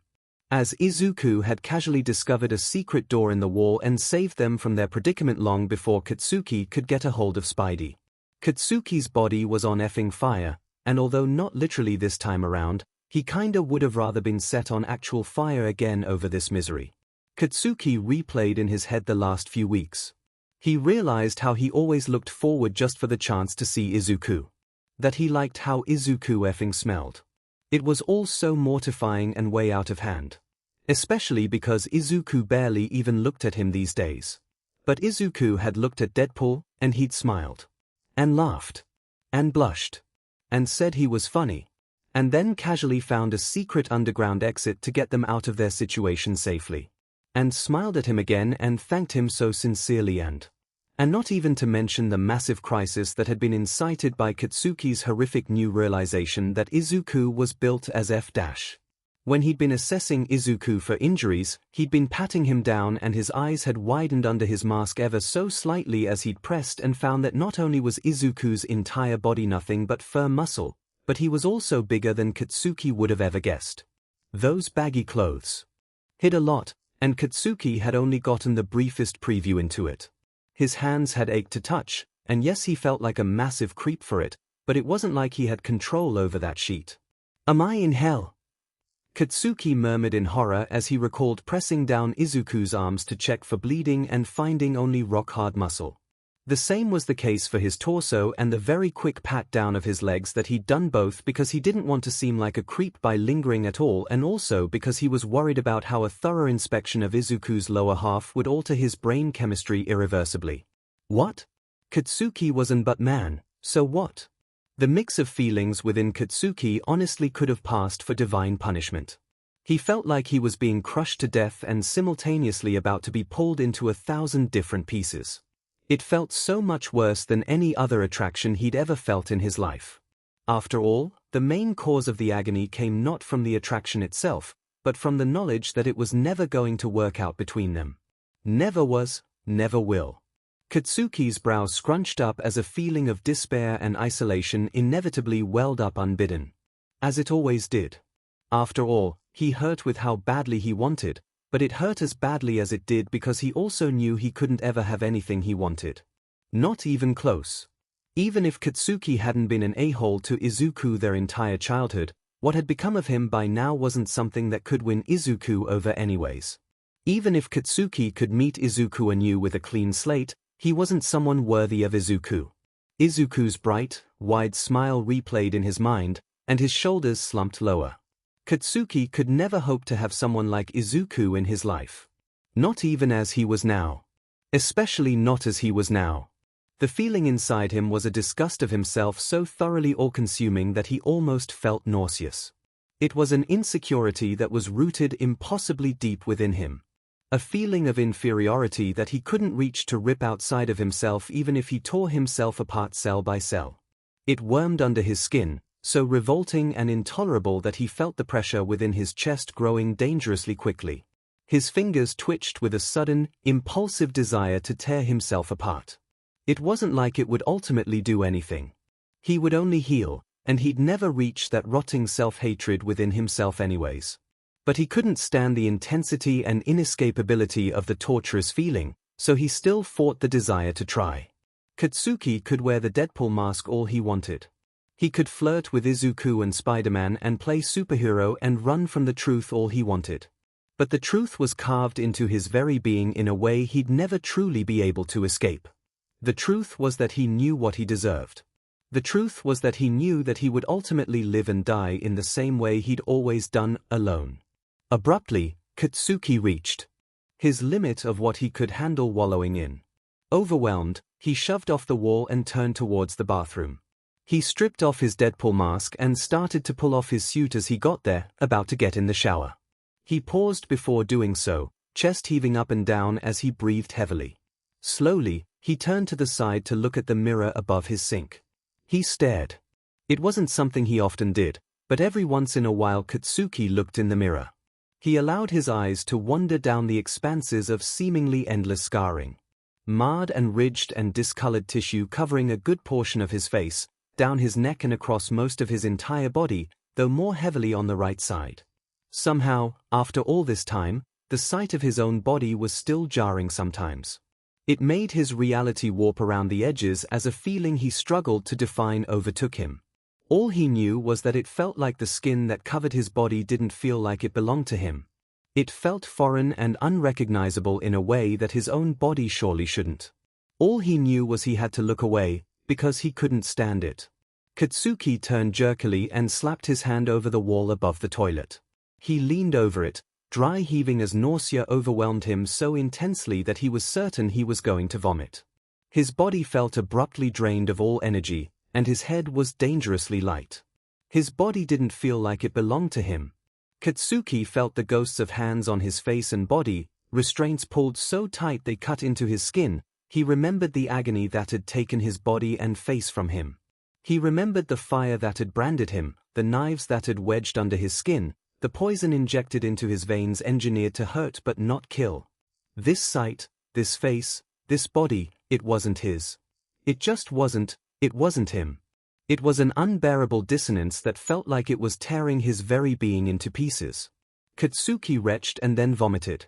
He hadn't eaten recently, so all that came up was acidic bile that burned his throat. He scared in deep breaths for a moment, then spit and flushed the toilet. Katsuki was shaking badly as he twisted the shower handle all the way on, stepping in while it was still freezing cold. He barely felt it, even where it hit the few parts of him where his nerve endings hadn't been completely destroyed. His shoulder hit the far wall of the shower hard, and he slid down to sit on the floor. For some reason, even without the mirror, he couldn't stop staring at the scarring. Normally, he was disturbingly good at bringing his eyes out of focus just enough that he didn't have to perceive them more than he had to. He'd gotten so good at dissociating just enough that he felt only numb whenever he had to take his clothes off to shower. For some reason, right now, he couldn't look away. It really did look repulsive, didn't it? God, he would kill to have the photogenic scarring people had in the movies. The stuff that made people look badass rather than this. Skin that was uneven and sagged in unflattering ways. It aged him, making much of his skin look wrinkled in addition to scarred. Discolored, bunched up wrong, thicker ridges of skin crisscrossed around chaotically, it was just a mess. Fucking disgusting, he muttered under his breath, rotating his more thoroughly damaged right arm to look it over. If his eyes were to be glued to his skin, he'd rather look at his arms rather than anything else. Don't say that. A spike of pain stabbed through Katsuki's chest as the memory of Spidey's words echoed through his head. He squeezed his eyes shut, tilting his head back until it collided with the shower wall with a thunk. Goddamit! The word came out so raspy it nearly broke as he slowly shook his head as if it would chase Spidey's words from his memory. You've never seen me without this suit and demon mask on. I don't need to. Spidey, he gritted out, you BSE. Katsuki didn't know why the memory was the last straw. He didn't know why it was the thing that made his eyes burn abruptly with tears. As always, his effed up right eye hurt badly from it. The scarring had long healed, but something in his tear ducts or some sheet had been damaged, so it made pressure and pain build in that eye when he cried. Yet another reason why he hated crying even if pain was something he had quite a high tolerance for. But the urge to cry shoved up and burst so quickly that there was nothing to do about the tears except move his face under the now scalding hot water of the shower and pretend they weren't there at all.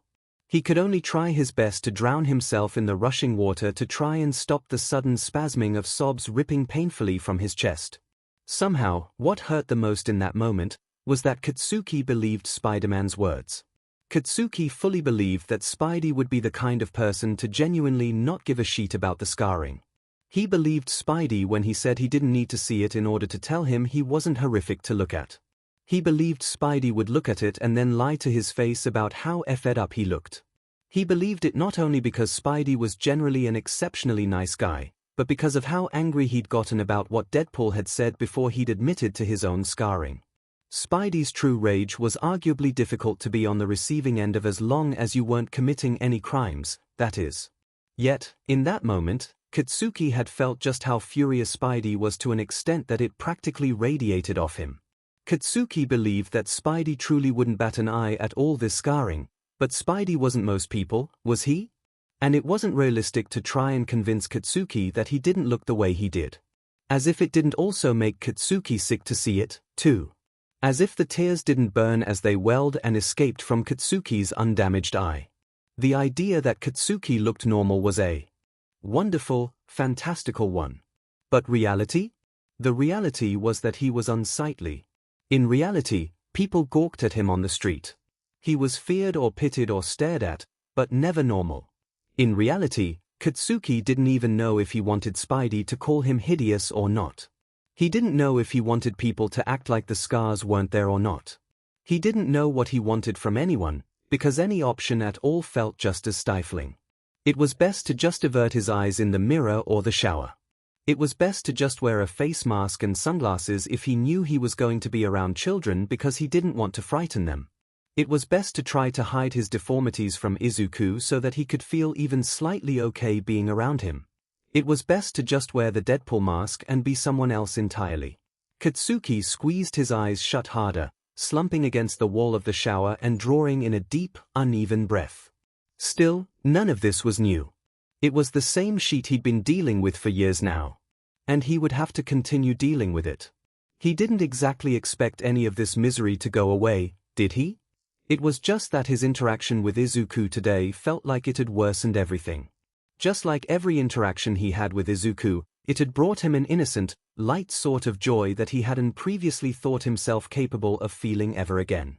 And that feeling contrasted so starkly with the rest of his dark, twisted self that it made him aware of it all over again. But again, none of this was new. None of these feelings that Katsuki was struggling with were new at all. And maybe he was nothing but a stupid, selfish man at heart, because the longing that was clawing to get free from his heart refused to die underneath all the rest of the sheet within him. The sight of Izuku's smile and blush, the sound of his laugh, the casual display of his intellect, the easy kindness and gratitude he'd showed. It was like giving a glass of water to someone dying of thirst. Katsuki only wanted more. I'm just really not the person to ask. I'm very busy and I always have a lot going on. I've been worn a bit thin recently, so no time for relationship stuff anyways, you know. I was planning on resting extra tonight before work tomorrow. In spite of it all, Katsuki felt a ravenous desire to get closer. Izuku had revealed that he'd been having a tough time and was feeling worn thin. He'd been physically ill, and clearly not caring for himself as much as he should. More than anything, Katsuki wanted to be able to be there for him. He wanted to take care of him and take any of that weight off his shoulders. He wanted to repay just the smallest amount of that light feeling he got just from being around Izuku. Of course, that was far beyond what he was permitted to do. Still, maybe he could. Maybe Katsuki could do something to help Izuku or to repay him for that feeling. Today might have ultimately been bad for his mental state. But at least there were a few things he'd learned. For one, it seemed Izuku was generally having a tough time. For another, Izuku and Spider-Man really were similar. And that could mean that maybe Izuku wouldn't care as much about the scarring as he'd originally thought. Maybe. Katsuki grimaced, ducking his head and threading his hands into his hair. He tugged hard at the roots, breathing heavily as nauseating anxiety twisted in his gut. What the hell am I doing? He thought as his heart pounded hard in his chest. Have I actually lost my mind? A part of him was convinced trying to interact with Izuku even more, even to do something nice for him, was far overstepping his boundaries. That part of him was mortified at his continued efforts to shove himself into Izuku's life. And yet, was he really sitting here, convincing himself that Izuku would accept him? Even just as a friend or something? Was he really so desperate to be in Izuku's life that he was justifying things like this? The light, happy feeling within Katsuki that he felt when he was with Izuku was agonizing because it had no place among the dark parts that made up most of who he was. And sure, while in Izuku's presence, he rode the high of that feeling, but the moment Izuku was gone, he was reminded of the depth of his loneliness with greater intensity than before. Ultimately, it was a horrific, miserable cycle to endure. And yet, maybe Katsuki really had lost his mind all those years ago, because he wanted nothing more than to endure it again. Here. Katsuki scowled deeply and tried to will the heat from his face, the undamaged parts, anyways, as he nearly slammed the cup down on Izuku's desk. Luckily, the lid and stopper kept anything from spilling. Izuku looked up at him, eyes going wide with surprise. Kaken, hi, he replied, voice sounding even more strained from illness than it had yesterday. St. Katsuki pointed at the tea and glared at it as if it was offensive. Oh, Izuku's baffled gaze fell down to look at the cup. Drink it and stop getting your germs all over the place, Katsuki ordered, shoving the cup across the desk towards him. Then he immediately shoved his hands deep into his pockets, both to hide them and because he felt certain that they were shaking visibly from the depth of his anxiety. His heart slammed far too fast in his chest. Izuku blinked vacantly up at him, then looked back down at the cup. Oh! Katsuki clenched his jaw until his teeth ached. He didn't like the sound of that second O. His intuition was correct, because in the next moment, Izuku was looking up at him and beaming at him. For the second time in 2 days. Katsuki scowled deeper, jerking his head to look away. Thank you, Kaken. Izuku spoke so sincerely, and Katsuki felt his own face actively heating up even more. Katsuki just nodded curtly once, then turned to go. He paused at the door, only turning part of the way back. Oi, nerd. He fixated his left eye on Izuku, who raised his eyebrows expectantly. I'm going to the store later. If you need medicine or whatever, you better tell me, got it? Izuku blinked uncomprehendingly for a long moment, then nodded enthusiastically. Again, he smiled. Okay, I will. Thank you. We live on the same floor, so it would be convenient. Yes, I understand, thank you. Drink that tea or I'll kill you. Got it. I'll drink it all, Kaken. HMPH. Good. Thanks again, Kaken. Katsuki stomped out of the door, heart hammering 1,000 miles an hour and hoping his face wasn't too visibly red. You still seem kinda down, said Izuku as he watched Deadpool sketch a sad face on the pavement with sidewalk chalk. Some kids had left some behind at the entrance to the alleyway they were currently camped out in. Today was quiet, both over the police scanner and in general, so Izuku as Spider-Man, of course, and Deadpool were just hanging around in case something happened that required their assistance. Normally, on a day such as this, Izuku would have headed back home and kept an eye out from there. But heading home and being home felt like it increased the likelihood of him running into Kaken. Not to mention, it gave him too much time to think about Kaken. Ever since Kaken had given him tea when he was sick and then brought him some soup later that night, Izuku had no idea what the hell was going on. His mind was in full-blown panic because he had no idea what the hell Kaken was doing or why. It wasn't really the right thing to do, but Izuku had been avoiding Kaken like the plague. He was so thoroughly confused that thinking of Kaken threatened to make him burst into tears. He'd gone from thinking Kaken and he were friendly acquaintances to thinking Kaken only barely tolerated him, but now Kaken seemed to be actively trying to spend time with him. No matter how much Izuku tried to hint to him that he didn't have to do that, Kaken kept doing it. Why? Izuku had asked himself 10,000 times. Why would Kaken do that? Does he feel bad for me? Did I accidentally make him feel guilty for something? It was far too much for Izuku's overwhelmed brain to handle, so he'd been taking the coward's way out. Avoidance. And if nothing else, Deadpool was a great distraction from Kaken. So, here Izuku was, leaning against the side of one of the buildings bracketing the alley they were in. He alternated between looking out towards the street, watching Deadpool doodle with the chalk, and desperately not thinking about how he'd accidentally made eye contact with Kaken that morning when he'd come out of his apartment and then very unsubtly and awkwardly ran back into his apartment to wait until Kaken had left. Not thinking about it. Definitely not. Izuku suppressed a sigh, focusing back on Deadpool. It wasn't every day, but lately Deadpool had been having a lot more moments of quiet seriousness than he'd ever had before. It was difficult not to notice, seeing as Deadpool so often made it his life's mission to flirt with Spider-Man with every breath he took. He still hung around just as much, but in general he seemed a lot more caught up in his own head. Deadpool, said Izuku softly after a minute passed with no reply. Him?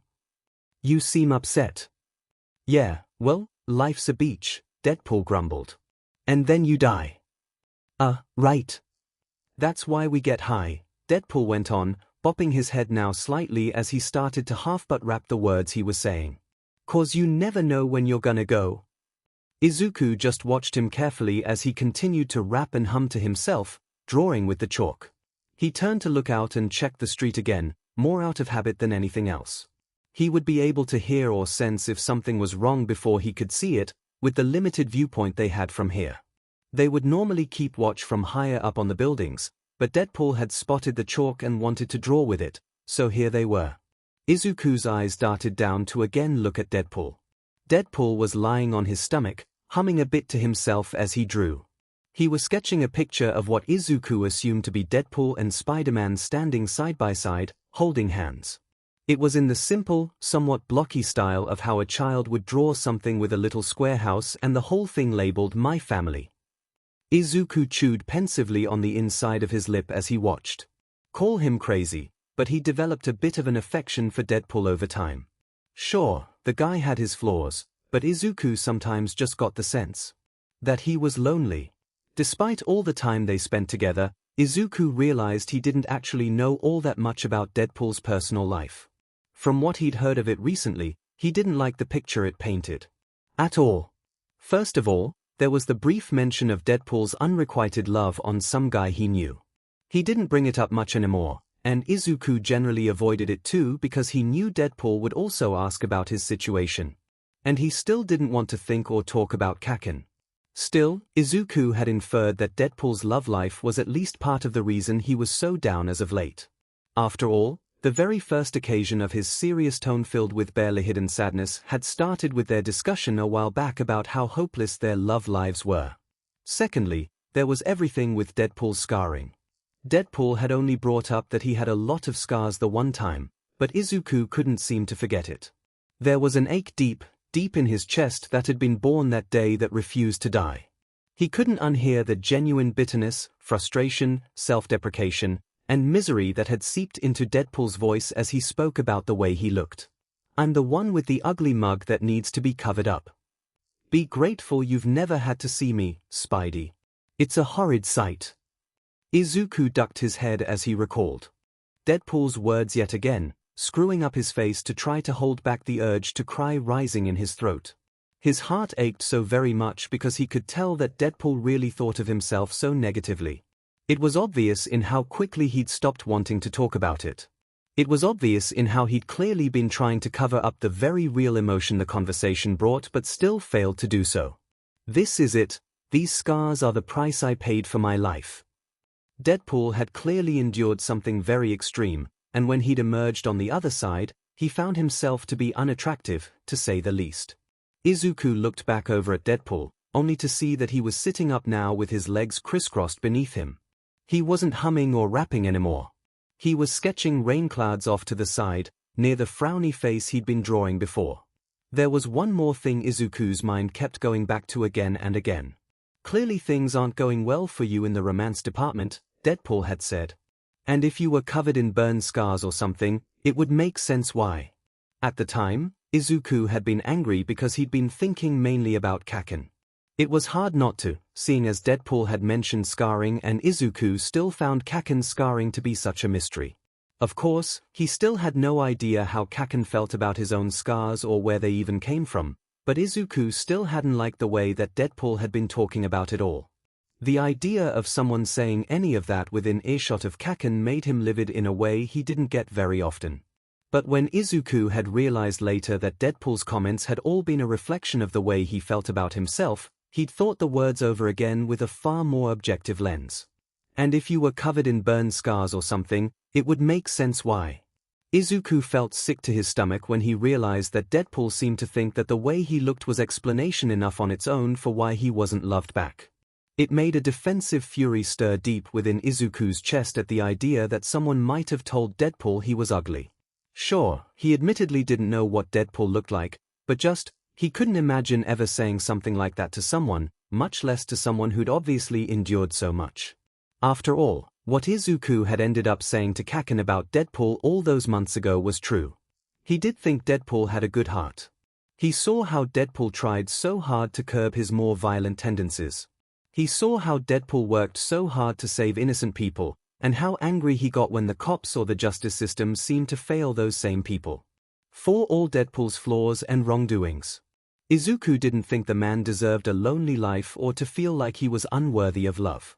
Not by a long shot. "I can feel you staring at me, Spidey." Deadpool's voice broke through his thoughts. "Is there a position you'd prefer me in? On my back? On my knees? I can do some stretching maybe? Give you a good show. I can do the splits if you want to see how flexible I..." "Deadpool!" Izuku cut in before he could go on. His voice was firm and solemn in a way that stood out very noticeably in contrast to Deadpool's joking tone. For once, Izuku wasn't distracted by Deadpool's words. For once, they felt so obviously like something that was meant to bait him, and he shoved past them without really comprehending them at all. Deadpool slowly tilted his head up to look at him. "What's wrong?" Izuku pressed. "Did something happen?"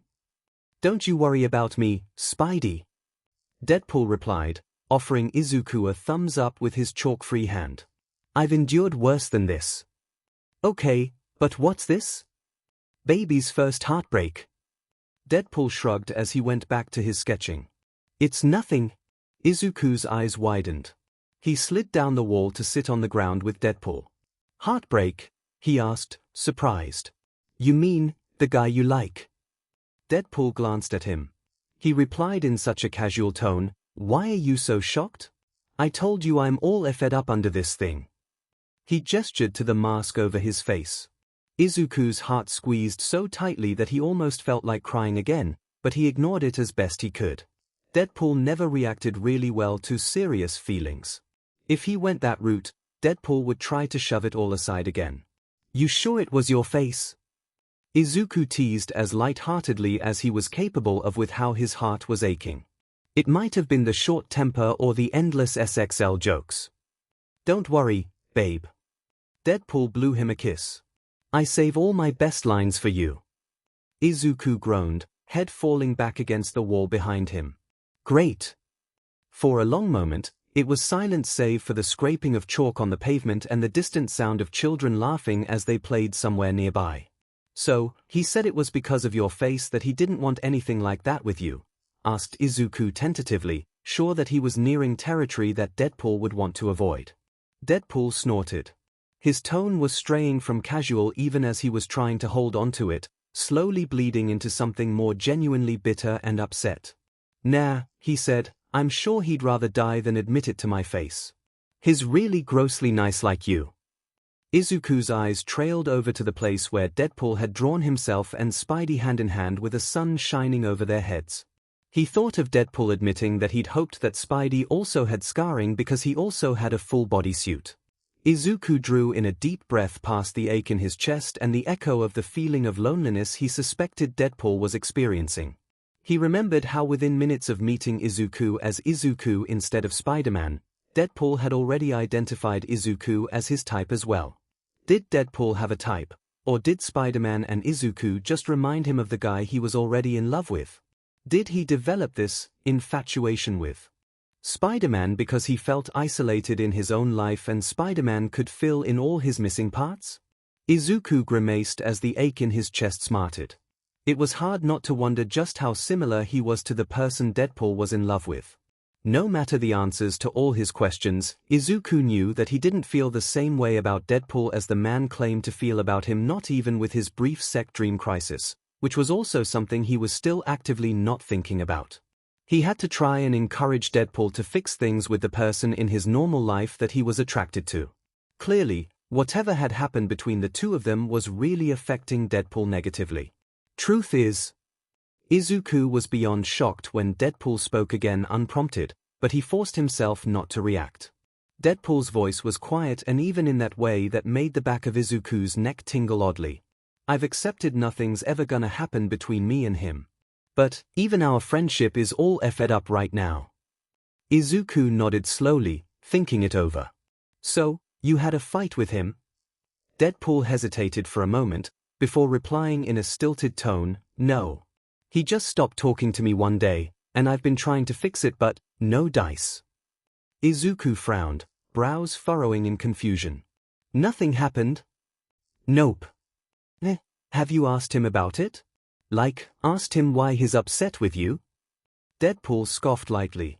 "Hell no." "Why not?" Izuku pressed.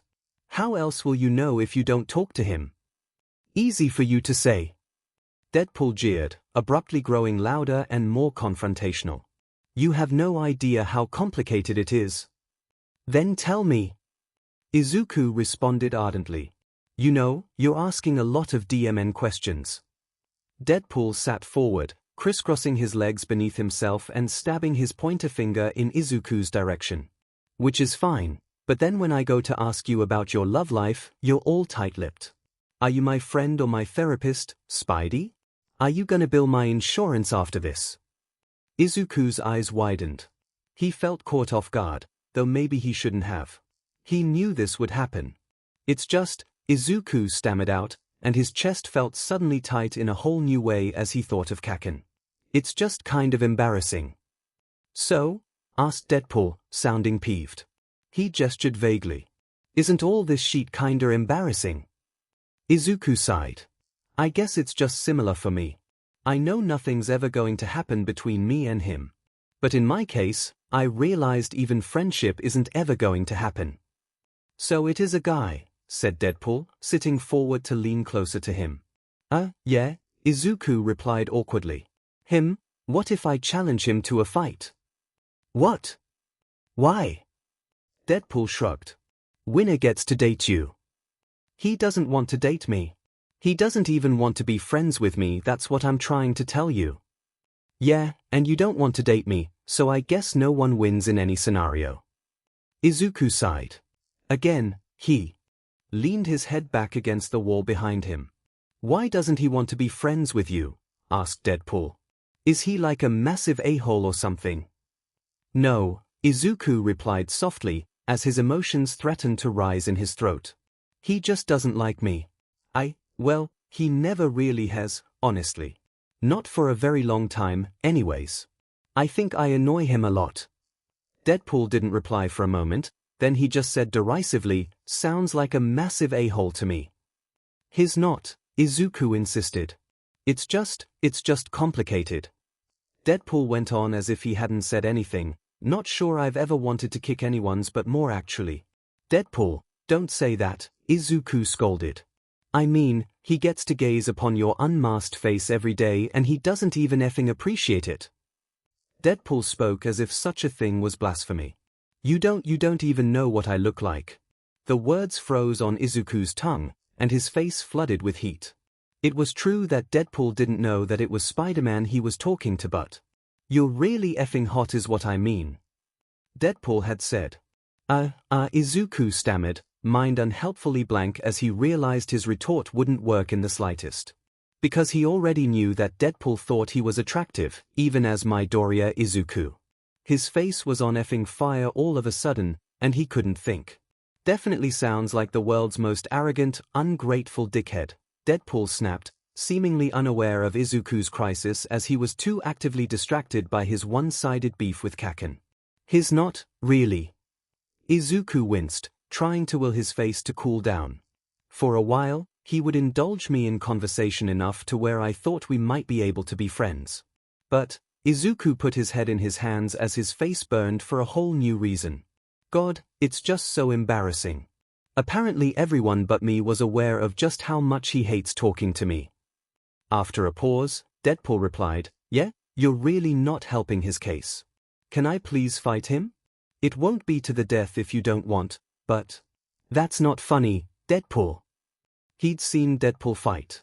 He didn't find the idea of Deadpool's violence being anywhere near Kaken to be remotely funny. Especially not if Deadpool had already decided he didn't like who he was fighting. Fine, whatever, said Deadpool, grumpily crossing his arms. I just don't see what the big deal is about this guy. Izuku let out a long, exhausted sigh. You're just jealous. Yes. Deadpool snapped. Obviously. Izuku only rolled his eyes and again glanced out towards the street. There was again a pause in which he was determined to ignore the irritation radiating from Deadpool. But Deadpool broke the silence again within a minute. So what? Is he a model or something? Hey! Izuku looked back over at him, frowning in confusion. No, he works at the same company as I do. Him? Aha! Deadpool snapped his fingers. Is he super SBMSSV and breedable? What? Izuku was filled with horror. What the hell had Deadpool just said? Surely he hadn't said what Izuku thought he'd said. Is that your type? Deadpool mused. You like a guy who's well trained? I've told you that I can be that for you. I just want you to show me who's boss first sometimes, but I'll behave if you want me to. In fact, I think it just makes us more compatible. Izuku put his head in his hands. His face was so hot that he couldn't think. He couldn't handle this sort of conversation, especially because they were meant to be talking about Kaken right now. That cursed Sek dream mocked him from the back of his mind, reminding him that all this conversation Deadpool and Sek and Kaken really wasn't helping with keeping the lines between it all unblurred. I really need you to stop talking, Izuku begged, with his voice muffled from his mask and hands. Hey, I'm just saying. Sorta works out perfectly, don't you think? Because if you want me to behave but I won't, then you'll be mad at me, which I'm into. And then once you've showed me who's boss, I'll be a good boy for you, which you're into. What does that even mean? Izuku wondered but didn't dare ask. He didn't actually want Deadpool to elaborate about any of this. What is he even talking about? Stop talking. Now. Why don't you make me? Deadpool challenged in a tone that was way too sultry for Izuku to handle. We were supposed to be talking about you. Izuku squeaked as he threw his hands up, so flustered that he didn't know what to do with it. Why are we talking about this? Why are you doing this? Deadpool shrugged, not seeming the least bit sorry. Just trying to figure out what you like about this guy and make sure you know that no matter how hot this a-hole is, I can make you feel 10 times better, baby. Whatever is it, literally whatever it is that he can do for you, I can do it better. Izuku smacked a hand over his eyes as something rolled through his gut completely out of his control. He hunched forward, grimacing as he tried to figure out what the hell was happening with himself, with Deadpool, with any of it. Because, goddammit, that was a very Kaken thing to say. And Izuku's brain really didn't need to identify any more similarities between Kaken and Deadpool. Nope. That was a bad idea. This was going very poorly. How did they get here, again? What was happening? You know you wouldn't have to hold back with me, right, Spidey? Deadpool's voice was still way too much. You and me are like the ideal matchup because you have super strength, but I heal fast, babe. And my pain tolerance is unmatched. You can go as hard as. Deadpool, goddammit, stop. Izuku cried, pressing his hands into his eyes. Please. Oh my god, please. Why are you even? He paused, then slowly moved his head up to look at Deadpool. Flatly, he asked, are you just trying to figure out my KNKS for your fanfics? No, sweetums, I'm flirting with you, Deadpool said, in an exaggeratingly gentle tone. The fanfic is a byproduct, not the main goal. Well, your flirting is so DMN extreme. Izuku groaned in frustration, letting his head fall back against the wall again. And overwhelming, and incredibly graphic. Can we please talk about anything else? Fine, honey, Deadpool said with a loud, dramatic sigh. Only because I love you, though. Finally, thank God. Izuku squeezed his eyes shut, taking a deep breath and realizing that his heart was pounding way too hard. He was so overwhelmed and mortified that his head felt like there was too much happening and yet nothing happening at all. He struggled to think clearly, and his entire DMN body still felt way too hot. Deadpool only allowed a minute of blissful silence before he spoke again. But since he wasn't actively describing their theoretical sec life in XPLCT detail, Izuku wasn't complaining. The bar was below the floor with Deadpool. Still, he must be an Adonis, then, right? Asked Deadpool. If he's a total a-hole, do you just like him for his looks? Never mind, because talking about Kaken was not great either. At all. Hadn't they been talking about Deadpool's love life? How had Deadpool completely turned the conversation over on him like this? No, Izuku grumbled. I told you, he's not an a-hole. Debatable. And I mean, of course I find him attractive, but then there's the answer. Deadpool threw his hands up, gesturing towards him. That's all you had to say. You're into him because he's hot as F dash. No. Izuku protested indignantly. So, he's not hot? Izuku sputtered. What, no? Of course he is. That's not what I. So you admit that he's attractive? Yes, but I'm not that shallow. I don't like him because he's attractive, I'm attracted to him because I like him. Yeah, but if he doesn't have any likable qualities, then why are you even into him? Asked Deadpool contemptuously. I didn't say he doesn't have any likable qualities. Izuku cried. You did. How likable can someone be if they don't like you? Deadpool scoffed, tone sharp with ridicule. You're so nauseatingly likable. Well, Izuku stammered for a moment before replying weakly, well, not everyone thinks so. You're also goddamn Spider-Man. Well, it's not like he knows that. So? You can't be that different. What, so you act exactly the same when you're not Deadpool? Silence. Tuche. Deadpool's reply was a quiet grumble. After a moment, he spoke again, and for the first time just sounded quietly curious. So, why then? What is it about this guy? For a moment, Izuku hesitated. A big part of him just wanted to be done with this. He didn't want to keep talking about Kaken or thinking about him. This whole conversation was a mess. But there was another part of him that had no one to talk to about this, and, well, he was sad. He was sad that things with Kaken were always so complicated. He was sad about what he'd overheard that day when he tried to bring Kaken coffee. He was sad, and even though Deadpool wouldn't like Kaken no matter what he said, a part of him did want Deadpool to understand for some reason. The truth is I've always liked him, I guess, said Izuku wistfully. I've always felt drawn to him, ever since we were kids. He was always really tough in a way that I never was. He was confident and cool and, basically everything I wasn't. But he's also really smart and perceptive and… I don't know. I guess it's just him. Izuku sighed, looking down and continuing quietly. I just really would have liked to be his friend, I think. Deadpool didn't say anything for a while. Silence stretched for long enough that Izuku started to wonder if Deadpool was going to reply at all. When Deadpool did reply, his voice was low and earnest. He spoke in such an odd tone that it made the back of Izuku's head tingle uncomfortably. You know you're all those things now, right? He asked. You don't need him anymore. What do you mean? Izuku looked over at him, trying to ignore the weird malfunctioning of his spider sense. You're saying he used to have everything you didn't, Deadpool went on, still sounding so genuine and almost normal that Izuku barely knew what to do with it. Maybe you wanted to be around him because he was everything you wanted to be, but now you're goddamn Spider-Man. You're the definition of tough and confident and smart and all that other shit you said. You don't need him, especially if he's just being an a-hole to you. Izuku was so taken aback by the sincerity and soberness of Deadpool's tone combined with the kindness of his words that for a moment he could only stare at him. After a pause, he managed, Yeah, you might be right. I mean, he's not an a-hole, but I guess you might be right about that. DMN straight. Izuku slumped back against the wall, wishing his heart wasn't aching and his head didn't feel weird. I don't need him or want to be around him in the same way I wanted to be when I was a kid.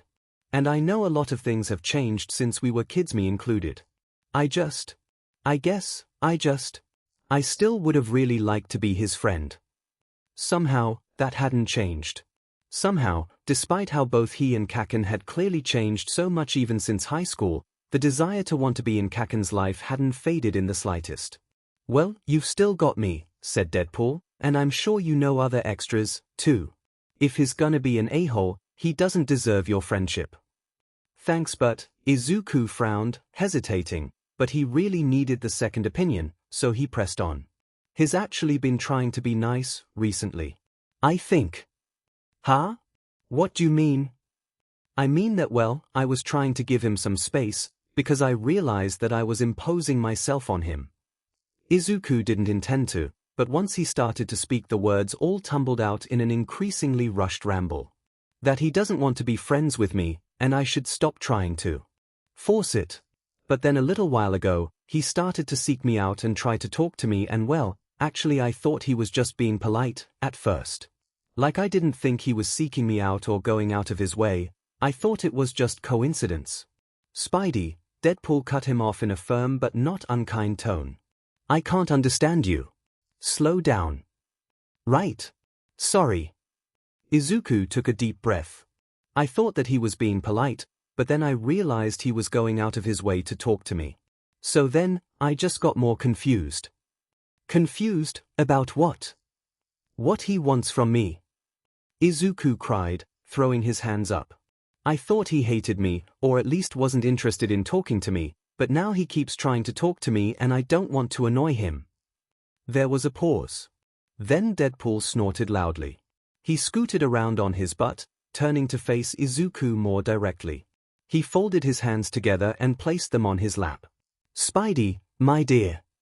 Deadpool spoke so seriously that Izuku's head jerked over to look at him, alarmed. My love. Light of my life. Yes. Izuku replied weakly, eyeing Deadpool uneasily. You're an idiot. Izuku winced. What? Why? I'm going to tell you this as someone who finds 99.9% of people to be extremely annoying. Deadpool leaned forward, and Izuku waited in tense anticipation. I rarely go out of my way to interact with them. And the people I hate? I definitely don't purposefully try to talk to them. But you're not him. It's complicated. Izuku sputtered. Look, it's hard to explain. Deadpool shrugged. Complicated or not, it's kinda just how it goes, babe. Sorta in the definition of the words hate and annoyed, you know? I'd bet the superior one of my ball that he doesn't hate you and you're just an idiot. You'd bet, you're what? One of my ball? The superior one, even. It's my left one, because it's slightly bigger than. Oh my god. Izuku smacked his hand to his face, turning away. Point being, I'd risk my favorite TSTCL on the fact that you're wrong about this guy, said Deadpool. At some point, he'd seamlessly transitioned back into that ambiguous tone of his. And that's saying a lot, because I'm not sure I've ever hated anyone as much as I do this guy. Seeing as he's my rival. My mortal enemy. A pause. He added, see, Spidey, you see how I've declared how much I hate this guy? Notice how I'm not chomping at the bit to go have friendly conversation with him? Because that's not how that works. Izuku put his head in his hands. I know. I'm just so confused. And I don't want to do the wrong thing. What's confusing about this? Just talk to the guy. Oh you, wait, why am I helping this guy? Deadpool trailed off into a horrified mutter. I'm a good friend, but not that good a friend. I take that back, Spidey, never speak to this guy again. He's still a piece of shit. Izuku largely didn't comprehend what he said, still stuck in his thoughts. It's confusing because I overheard him talking about how much he hates being around me, and that he has to pretend to listen when I talk. And that, I don't know. Apparently, he's playing some sort of game with me, but I don't understand what it is. Like I heard them discuss how he's playing some kind of game. Yeah, I'm definitely gonna kill this guy. No, you're not, Izuku scolded, then continued his rambling, but ever since then, he's actively tried to seek me out. He tries to talk to me. Asks how I'm doing. Is that part of his game? It doesn't feel like he's trying to manipulate me or something. And then when I was sick the other week, he brought me tea. Tea, Deadpool. Deadpool's head jerked over to look at him, and then he went impressively still. And he seemed worried about me and he did all these nice things. Izuku went on, voice getting shriller. And I want to think that he's just trying to be friends or something, but I know that I get on his nerves. I know he doesn't like talking to me and that he dislikes being around me and he trailed off, struggling for words as he grew increasingly upset. I want to take what he does at face value, but I can't because of what I heard. When Izuku paused for breath, Deadpool asked in an impressively blank voice, "What did you say?" Izuku tilted his head over to look at him. "Hey! You?" Deadpool's voice sounded strange. Hollow, confused, and something else that Izuku struggled to place. "You said that he brought you tea? When you were sick?" "Yeah," Izuku groaned, putting his head back in his hands. Which, yes I know isn't something anyone would normally do for someone they hate, but that's why I'm so confused. Is it part of that game he's playing or something? Deadpool didn't reply, and the air was suddenly tense with an energy that Izuku struggled to place. It was stifling, and it felt like it was pressing in on Izuku. Abruptly, Deadpool shoved to his feet. Izuku frowned, tilting his head to look up at him as he took a few unsteady steps to the side. "What is it?" asked Izuku, suddenly on edge. He glanced towards the street but saw nothing. His senses went on high alert, but he didn't perceive any incoming danger. I have to go." Deadpool's voice sounded tense. Strange. Izuku shoved up onto his feet quickly, reaching out with his senses even more to try and find the source of danger. He could feel the sudden tension and alarm radiating off Deadpool. "What's wrong?" he asked, more urgently. "Are you all right?" "I'm fine." Deadpool took a few steps towards the main street. I just realized something." A few steps more, then he turned back to look at him. "I'll message you later, okay?" "Oh okay," Izuku replied, at a loss. Then Deadpool was gone, and Izuku was left to realize that Deadpool had managed to successfully shift the conversation completely onto him. He'd entirely avoided talking about his own situation and then escaped before Izuku could even ask. Izuku's frown bordered on a pout as he shot his webs towards the top of the building and swung onto the roof. Katsuki knew that Midoriya Izuku was Spider-Man. He just couldn't prove it. Well, saying he knew was a bold choice of words. It would be more accurate to say he was highly suspicious at the moment. The building Katsuki worked in was a high-rise with a large foyer that took up a lot of the first floor. Within it were a cafe and lots of seating that many people utilized during their breaks or before and after work hours. The side that faced the street was almost entirely made up of massive floor-to-ceiling windows that allowed lots of natural light in, especially in the afternoon. Currently, Katsuki sat at a table near one of the front corners of the room. His back was to the wall, but the massive floor-to-ceiling windows weren't too far to his left. This specific table was partially hidden behind a concrete support beam. From his carefully chosen spot, Katsuki was watching Izuku. And Izuku was acting very strange. Izuku sat on the complete opposite end of the room, closer to the back corner on the wall across from Katsuki. He seemed twitchy and nervous, glancing at the front door and the back one far too much. His hand was gripped around a paper coffee cup from the cafe, but he hadn't once taken a drink from it. Was he waiting for someone? Watching out for something? To be fair, the room was very crowded in general, as it was nearing the end of the workday for many people. People were passing through or stopping at the cafe or chatting with coworkers. So if Izuku was trying to find someone, then it wasn't exactly an easy environment to do so. Still, if Izuku was Spider-Man, then the guy had insanely good senses. In fact, his good senses were why Katsuki was being so over the top about trying to hide that he was watching him. He knew that Spidey would likely be able to feel if there were eyes on him with much greater accuracy than a normal person ever could. Which was why Katsuki had selected a seat so close to the window during this time of day. The sun was pouring in, and he could wear his sunglasses even indoors and not look suspicious. Which wouldn't save him if Izuku sensed his gaze, but it was one extra layer of protection. Katsuki's hand tightened around the empty travel mug he had in his hands as he watched Izuku look towards the front entrance yet again. It was basically the end of the workday, but Izuku was still here. Seemingly not doing anything, either. Surely, if he was Spider-Man, he wouldn't be hanging around like this, right?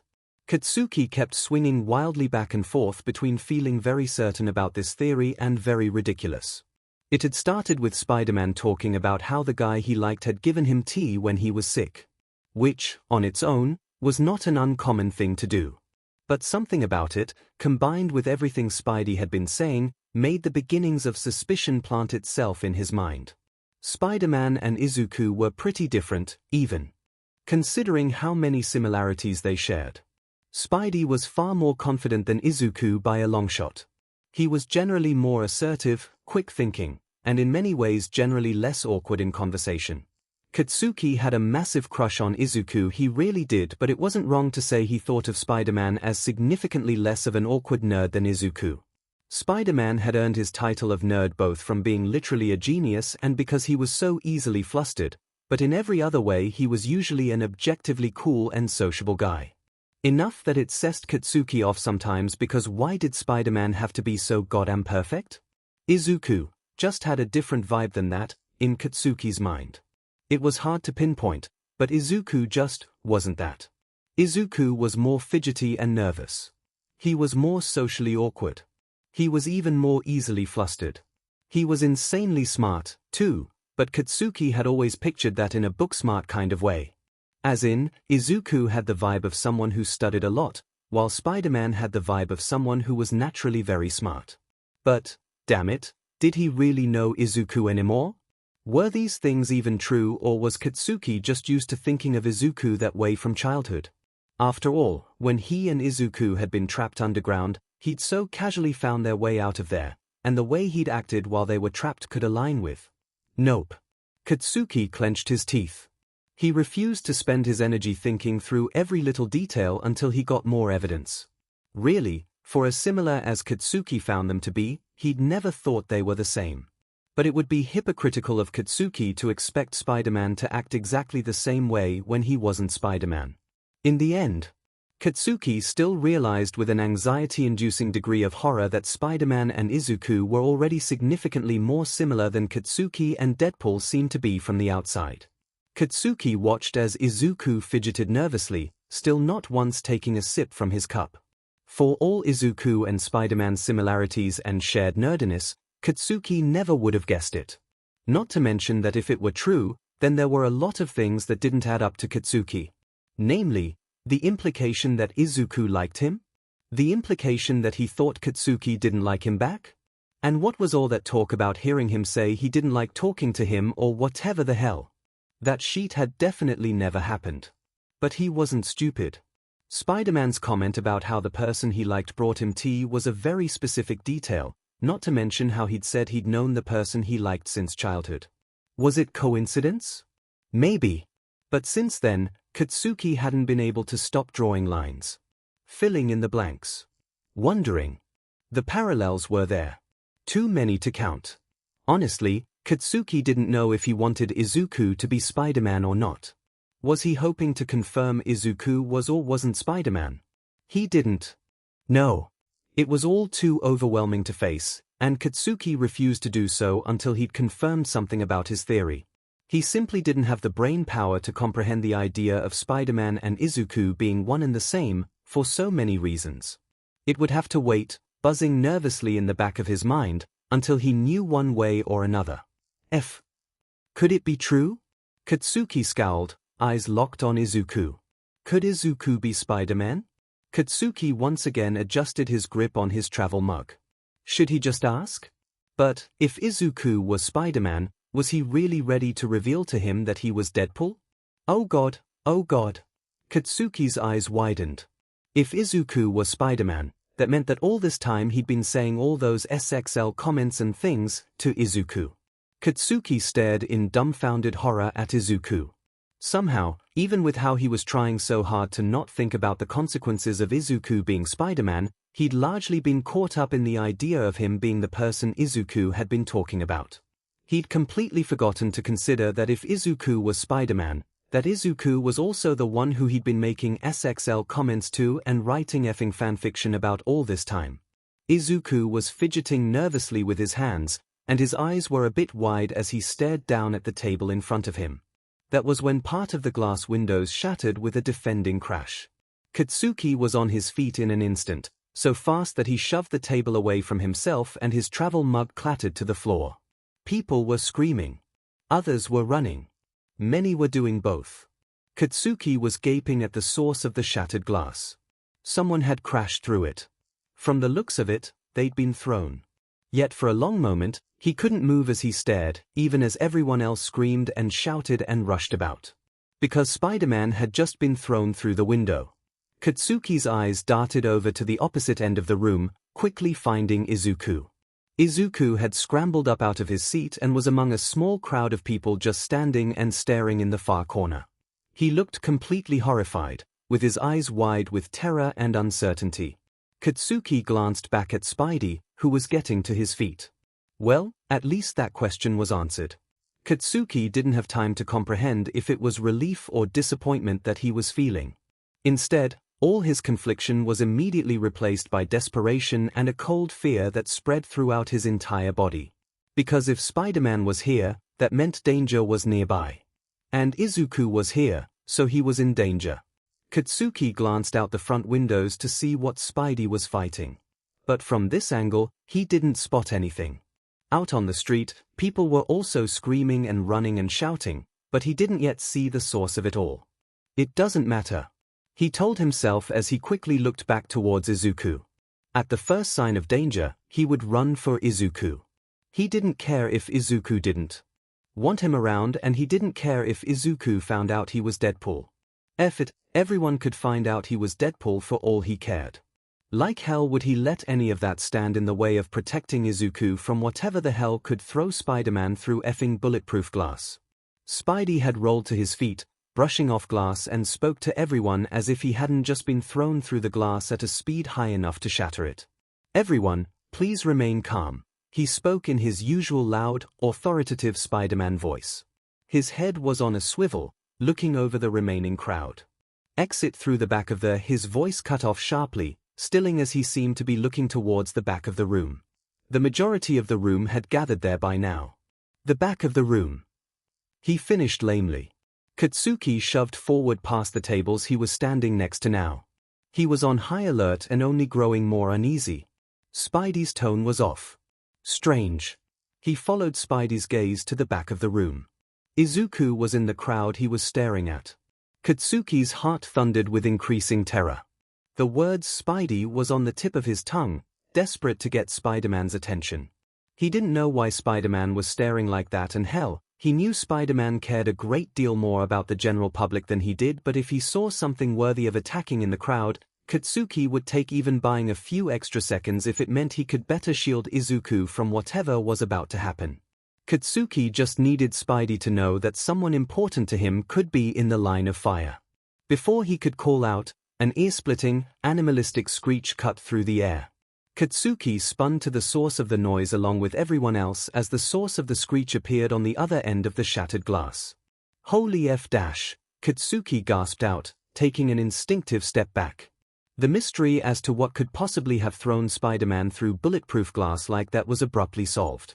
It was obviously a mutant like the one Deadpool and Spider-Man had been fighting a lot recently. The same leathery black skin, bird-like beak, and exposed brain. The eyes were just as wide and inhuman. But this one was massive. It was twice as tall as a fully grown man, and likely at 4 or 5 times as wide. It was completely made of terrifyingly large amounts of muscle, and it seemed that its steps literally shook the ground with each one. The hell is that thing? Katsuki muttered, taking one more moment to try and comprehend the size of it before he whipped back around as his shock faded and then fed into his panic. Izuku. Even as he turned, his steps were moving in Izuku's direction, but he skidded to a stop, breathing a sigh of relief, when he saw Izuku running out the back exit along with everyone else. Despite the mutant beast letting out another ear-splitting screech and starting to crash through the glass toward Spider-Man, who was still yelling for everyone to get out, Katsuki only had eyes for Izuku. When Izuku was out the door, Katsuki breathed out a massive sigh of relief. The complete and utter terror faded enough so he could at least think. Then he turned back to Spidey. Everyone, go, go, go. Spider-Man was shouting. His back was to Katsuki as he half faced the back door that everyone was running towards and half keeping the mutant in his sights. Katsuki was momentarily frozen with indecision. He didn't have his Deadpool suit. He had a spare one stashed upstairs in his work locker for emergencies, but he wouldn't be able to get up there and back in time.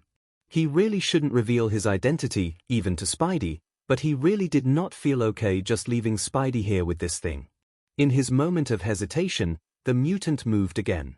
It moved so fast that Katsuki's eyes almost missed it. True to its massive size, the thing was undeniably strong, which was made immediately apparent by how it grabbed Spidey around the middle with its massive hands and threw him to the ground. No! Katsuki surged forward, panic reigniting tenfold as the mutant threw Spider-Man hard enough that he smashed into the floor with a loud boom. Debris and concrete from the floor were thrown out in every direction. It swung its massive fist down on top of Spidey, shrieking as it punched into the crater it had made with Spidey's body. As Katsuki ran, his head spun as he tried desperately to think through it all. The thing was that Spider-Man was insanely strong. To this date, Katsuki had never seen a single thing fight the guy and even come close to surpassing him in raw strength. He'd seen Spider-Man easily catch cars with his bare hands and even hold up collapsing buildings to allow people time to get to safety. He'd seen so many similar feats of strength, enough to be thoroughly wary of this mutant and how it was throwing Spidey around. Katsuki had no problem revealing his identity to Spidey. His hesitations were long forgotten. He'd happily do that any day if Spidey's life was at risk. Rather, the real issue was that he didn't know what the hell to do. Even if he had his Deadpool suit and his usual weapons, he couldn't do anything against this beast. Not a DMN thing. It would crush him immediately. Repeatedly. While he would gladly do that if it accomplished anything, it simply wouldn't be helpful for anyone. Rage and fear spiked dangerously within Katsuki as in between the mutant's horrible screeches he picked up the sound of a low, choked groan from Spidey. He couldn't see Spidey yet, as he was still in that crater the beast had made when it had thrown him into the floor. Shit, this is bad. Katsuki's brain stated the obvious as terror swirled in his gut. His fury was making his vision flicker red, but the realities of the situation made it hard to ignore the fear consuming him. Think! He screamed to himself, glancing around. Come on! Think! The mutant swung down again with a screech, punching Spidey so hard that the ground shook and more debris was thrown about. It was raising its fist for another punch. Katsuki couldn't hear any noise from Spidey. He saw no movement. No time to think. Katsuki darted forward, grabbed a chunk of debris from the floor, and threw it as hard as he could at the mutant. It hit the thing in the eye. "Oh, he shouted. "Look over here, a-hole." As the mutant's head jerked over to look at him, Katsuki was already moving towards some of the broken glass. He might be too weak to fight this thing, but weapons were his game and his aim was impeccable. And he had a theory about these things that he hadn't been allowed to test with how insistent Spidey was about not killing them.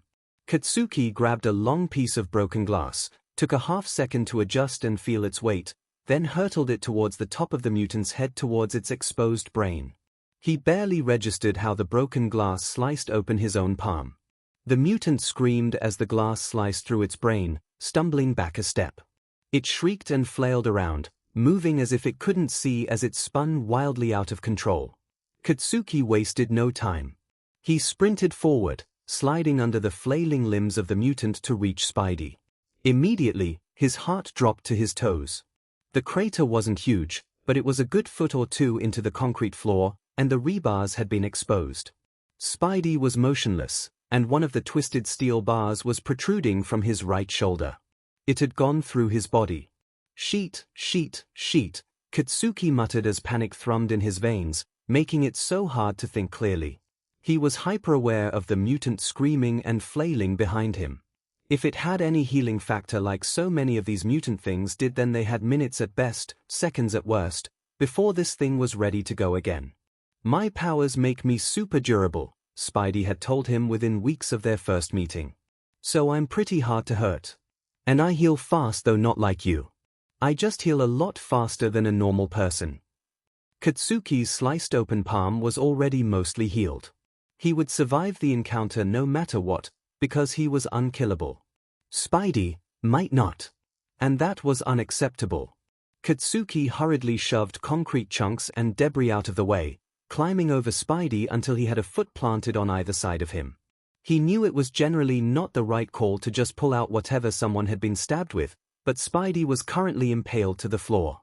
Moving out of danger was the most immediate priority, and to do that, he'd have to pull Spidey off the rebar jutting out of his torso. He leaned forward, hooked his arms under Spidey's shoulders, and yanked him upwards with all his strength. The moment he did, Spidey's whole body spasmed and he screamed in pain. His arms flailed, going to shove at Katsuki. In a normal instance, Katsuki would have flown backwards immediately from the hit. But Spidey's confusion meant the first impact wasn't as strong. It only broke a few of his ribs, and he retained his grip enough to not get sent flying. "I'm trying to help you," he shouted over the shrieking of the beast. He was right in Spidey's ear. The guy had super hearing, so he'd definitely be able to hear. "Hey! What?" Spidey's voice was shrill. "What are you?" Katsuki gritted his teeth, wrapping his arms tighter and trying to plant his feet better on the uneven debris. Foolishly, he said, "Trust me. I'm trying to save you." Spidey had no reason to trust him like this. None at all. He didn't know Bakugo Katsuki, only Deadpool. But Katsuki didn't have time for anything else. The moment his feet felt planted enough, he hugged Spidey closer to him and yanked upwards. Spidey cried out in agony right in his ear. Katsuki distantly felt one of his own molars crack with how intensely he was clenching his jaw. Katsuki had fully intended to help carry Spidey to safety, but the instant Spidey was free of the rebar, they were moving. Specifically, Spidey was moving. Spidey's arm pulled tight around Katsuki's back, then Katsuki's legs were out from under him and he was moving all at once. Spidey had grabbed him and swung them to the side of the room, out of the way of the shrieking mutant. Instinctually, Katsuki clutched tight to Spidey, but he could feel how Spidey's movements were off. Spidey landed unevenly, and the two of them stumbled. Even as they did, Spidey turned them and took the impact of hitting the wall, his hands practically cradling Katsuki's head. "Are you okay?" Spidey's voice was strained and weak with obvious pain but undeniably panicked. Katsuki shoved to his feet and out of Spidey's grip. His eyes were wild as they landed on Spidey. "Emmy," he barked. "Worry about yourself." Spidey was bleeding everywhere. All over the place. The wound in his shoulder was the worst by far. It was huge, and even Katsuki stared at it in horror. It was far too large and messy, and bleeding far too profusely for Katsuki to feel even remotely like they were in the clear. Spidey moved to wrap a hand protectively around it, and his other hand was splayed flat against the wall as he clearly leaned on it to keep himself on his feet. "Tell me how to help." Katsuki meant to sound demanding, but it came out a plead. "Run." Spidey shook his head slowly. His chest heaved with each labored breath he took, and his torso was hunched over. "The way to the exit, it's clear. I'll cover you." "Hell no. You're all..." Spidey again moved faster than Katsuki could have hoped to react to. He straightened up, shooting a bunch of web somewhere behind Katsuki, then grabbed Katsuki and flung him towards them. As Katsuki's back hit the makeshift net without so much as getting a bruise, Spidey's back hit the wall hard enough to crack the concrete. The mutant had slammed into him again, shrieking furiously. Spidey's choked shout of pain that was knocked from his lungs made Katsuki's heart drop once again. F-. Katsuki shouted as fury and dread surged through him anew. The mutant brought its fists up and Katsuki scrambled to get out of the webbing. There was a loud impact sound, and he looked up to see that Spidey had caught the mutant's fists in his own much smaller hands. The mutant shrieked in fury, and while Spidey had a grip on it, he was visibly shaking. He was weak, bleeding, fatigued. "Its brain!" Katsuki bellowed as he looked around for something else to throw. "It's exposed. Go for it." He didn't see it happen. He'd been turned the other way, looking for something to make into a makeshift weapon. Instead, when Spidey once again screamed out in pain, he whipped his head back around only for complete terror and shock to freeze the blood in his veins. Spidey had been stabbed through again. This time, by a massive piece of rebar that had completely broken off from the floor. It lodged in place in his torso. "No!" Katsuki moved without thinking, running towards him. Spidey's head jerked over to look towards him at the sound of his cry. "Run!" Spidey's voice was practically a shriek, strained as it was with desperate panic. Katsuki didn't so much as falter in his run towards them. At the very least, he couldn't die. He wouldn't do much damage, but he could be a distraction until Spidey could get away. The mutant turned to look at him. But Spidey moved before anyone else.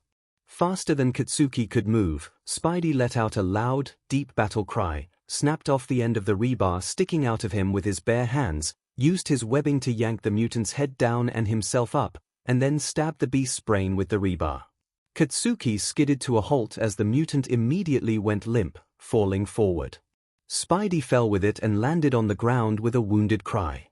The piece of rebar that stuck out of his torso slammed to the ground at an awkward angle. Spidey lay there crookedly, groaning in agony.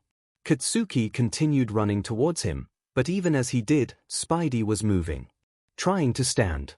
"Careful, careful, careful," Katsuki said as he slid up next to him, grabbing a hold of his arm and trying to help him get up. Spidey's head jerked up as he did so.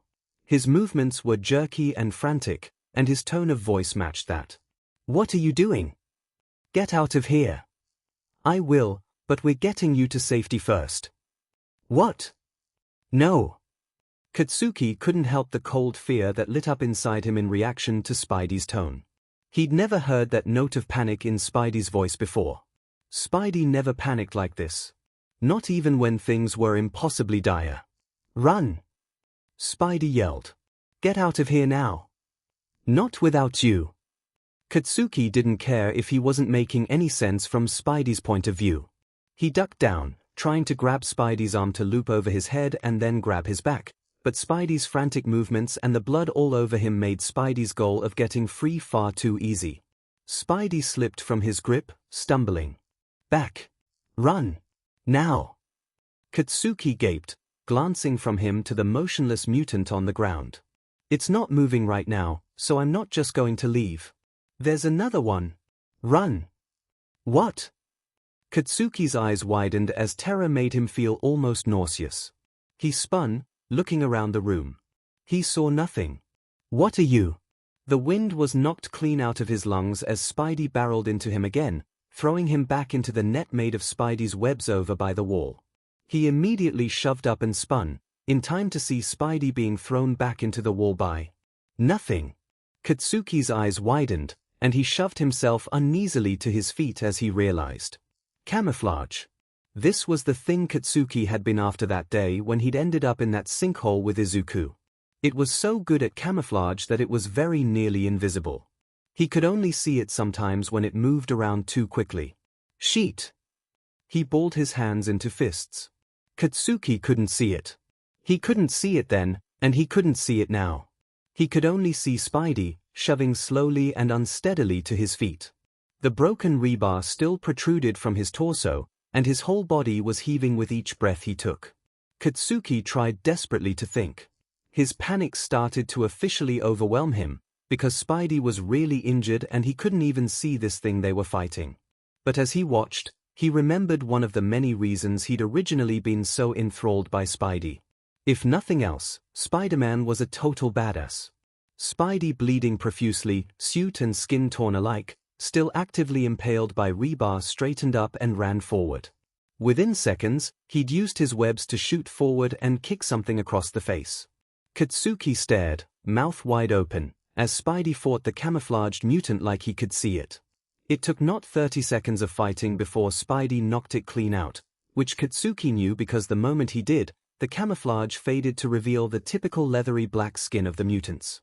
This one was significantly smaller than the monster that lay unmoving next to it. Spidey fell to his knees. Katsuki immediately sprinted to him, falling to his knees as well. Spidey was slumping forward, so Katsuki grabbed at his shoulders as gently as he could in the places he wasn't injured. He held him upright, ducking down to try and catch his gaze. Even if he couldn't see through Spidey's mask, he still wanted to get Spidey's attention. "Oi, stay with me," he said firmly. "I'll help you, okay? We gotta stop the bleeding." Spidey's head jerked up, and the arm belonging to his uninjured shoulder moved. His hand wrapped around Katsuki's forearm, though his grip was so oddly gentle that it almost felt out of place. "Kay, are you okay?" Spidey asked frantically, stuttering slightly. He sounded a bit disoriented, but so worried that it made Katsuki's heart squeeze tight in his chest. "Are you hurt?" This guy, always too focused on others. The nerve to say that to Katsuki's face as he was actively bleeding and still had a piece of rebar sticking out of his torso. "You can't be serious right now." Katsuki snapped, though his voice wavered from obvious stress. He ducked to the side, yanking off his jacket and immediately ripping it into pieces. "Use this to stop the bleeding. Hurry." "I'm fine," Spidey replied dismissively. With greater concern, he asked, "Tell me, are you injured?" Katsuki had several cracked ribs with a cracked molar to match, but they were already mostly healed. His palm had long healed over. "There's not a goddamn scratch on me," he snarled, shoving the fabric torn from his jacket into Spidey's arms. "Now can you let me help you? Please?" Spidey hesitated, turning to glance out the broken window. Cops and other emergency vehicles had blocked off the area and were now coordinating trying to enter safely. At best, they had minutes before cops were approved to come in. "Fine," Spidey murmured. "Tell me how to help you. Can you pull this thing out? And tie up my shoulder?" It was a testament to how poorly Spidey was doing that he even asked, and Katsuki knew it. Spidey would normally never, ever involve a civilian in anything for any more than was absolutely necessary. "Got it." Katsuki didn't hesitate. He stood, braced his hand on Spidey's shoulder, and pulled the rebar out. Spidey groaned out a cry of anguish but kept his mouth shut, so it was muffled. Immediately, Katsuki fell back to his knees and moved to treat the wounds. Spidey slumped again, heaving scarily shallow breaths. He remained on his knees, sat back on his heels, but his chin was to his chest, and his shoulders were sagged. Katsuki hurried to rip his jacket as much as he could, using his teeth to help tear it when his shaking fingers failed him. "Let me take you to the hospital," Katsuki pleaded in a low voice. Spidey huffed a breath. Then another. Then he rasped out, "No. Please. I'll get us out of here and then we can figure out a way to get there without your mask on. They won't know." Katsuki tried to bargain. If he just got Spidey out of here, he could reveal he was Deadpool and get Spidey some help. As it was, he didn't know how much the cops were listening. They were way too close for comfort now, and he didn't know what sort of tech they had. He was hesitant to share confidential information until they had more distance from the police. "No, thank you," Spidey replied, pausing for breath, increasingly winded. "This is enough." Katsuki packed the wounds as much as he could and then tied the makeshift bandages tight. Spidey grunted lowly every once in a while when the movement seemed to aggravate something. "Please." Katsuki did the opposite of hiding the begging in his voice. He appealed to Spidey's humanity by openly pleading because he knew it was more likely to work on the soft-hearted thepoetaster. "If you need medical attention you have to get it. I'll help you get wherever you need. Or call whoever once we're out of here. Deadpool or someone, right?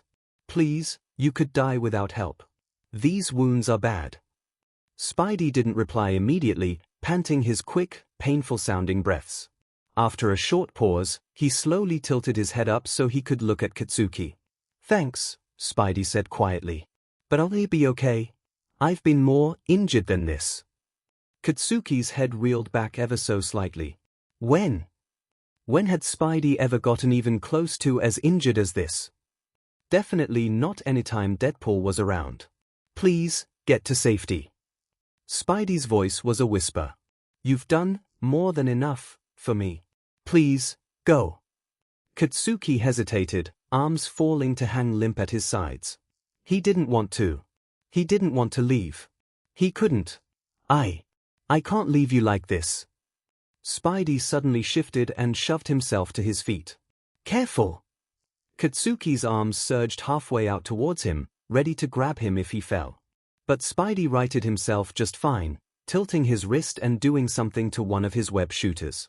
"The biggest thing you can do for me," his breath was still so concerningly labored, "is get yourself to safety, otherwise, I have to take you." Katsuki took a step back as Spidey turned and started to web up the downed mutants. But you," Katsuki stammered uncharacteristically, feeling stunned by indecision and a worry so intense it was making him tremble. After Spidey thoroughly webbed them up, he turned back to him, straightening up. His breath already seemed to be coming easier, though it definitely wasn't normal yet. It was impossible for Katsuki to tell if Spidey was already healing enough or if he was feigning it to make Katsuki feel better, and that only served to piss Katsuki off. "You saved my life," Spidey said, as firmly as someone who hadn't yet caught their breath could. "I can't thank you enough." "You don't have to thank me." Katsuki brushed it off hurriedly, voice tense. "Just don't die on me." "I'm fine," Spidey reassured softly. "I promise. Now, please promise me that you'll get checked for injuries." "I will." Katsuki didn't feel bad about the lie at all. It would reassure Spidey, after all, and Katsuki already knew he was perfectly fine. Within minutes, he'd be completely healed. He took a step back, away from Spidey. "Please find a way to get help if you need it." "I will." Spidey dipped his head in a brief nod. His voice was slowly hardening back into his usual hero voice. "Now go. Please." Katsuki wasn't sure there was anything he'd wanted to do less in his life, but he forced himself to take a few steps back as he heard the police shouting in the background. Spidey needed to get out of here. As he watched, Spidey turned and ran deeper into the building. He knew without asking that Spidey would likely climb the stairs to swing out of here. By now, the entire building was likely surrounded. Cops came in through the broken window, shouting to each other with their guns aloft. Katsuki put his hands up, though it was clear he'd been identified as a good Samaritan. A few of them pulled him off to the side, away from the mutants, asking him questions and if he was okay. He had to resist snapping at them. He hated cops. "The blood on you," one of the cops said, gesturing vaguely at him, "is that Spider-Man's?" Surprised, Katsuki lifted his hands and looked. He hadn't comprehended it, but his hands were covered in Spidey's blood. Of course they were, but he just hadn't yet given it much thought. His clothes looked largely free of blood, though.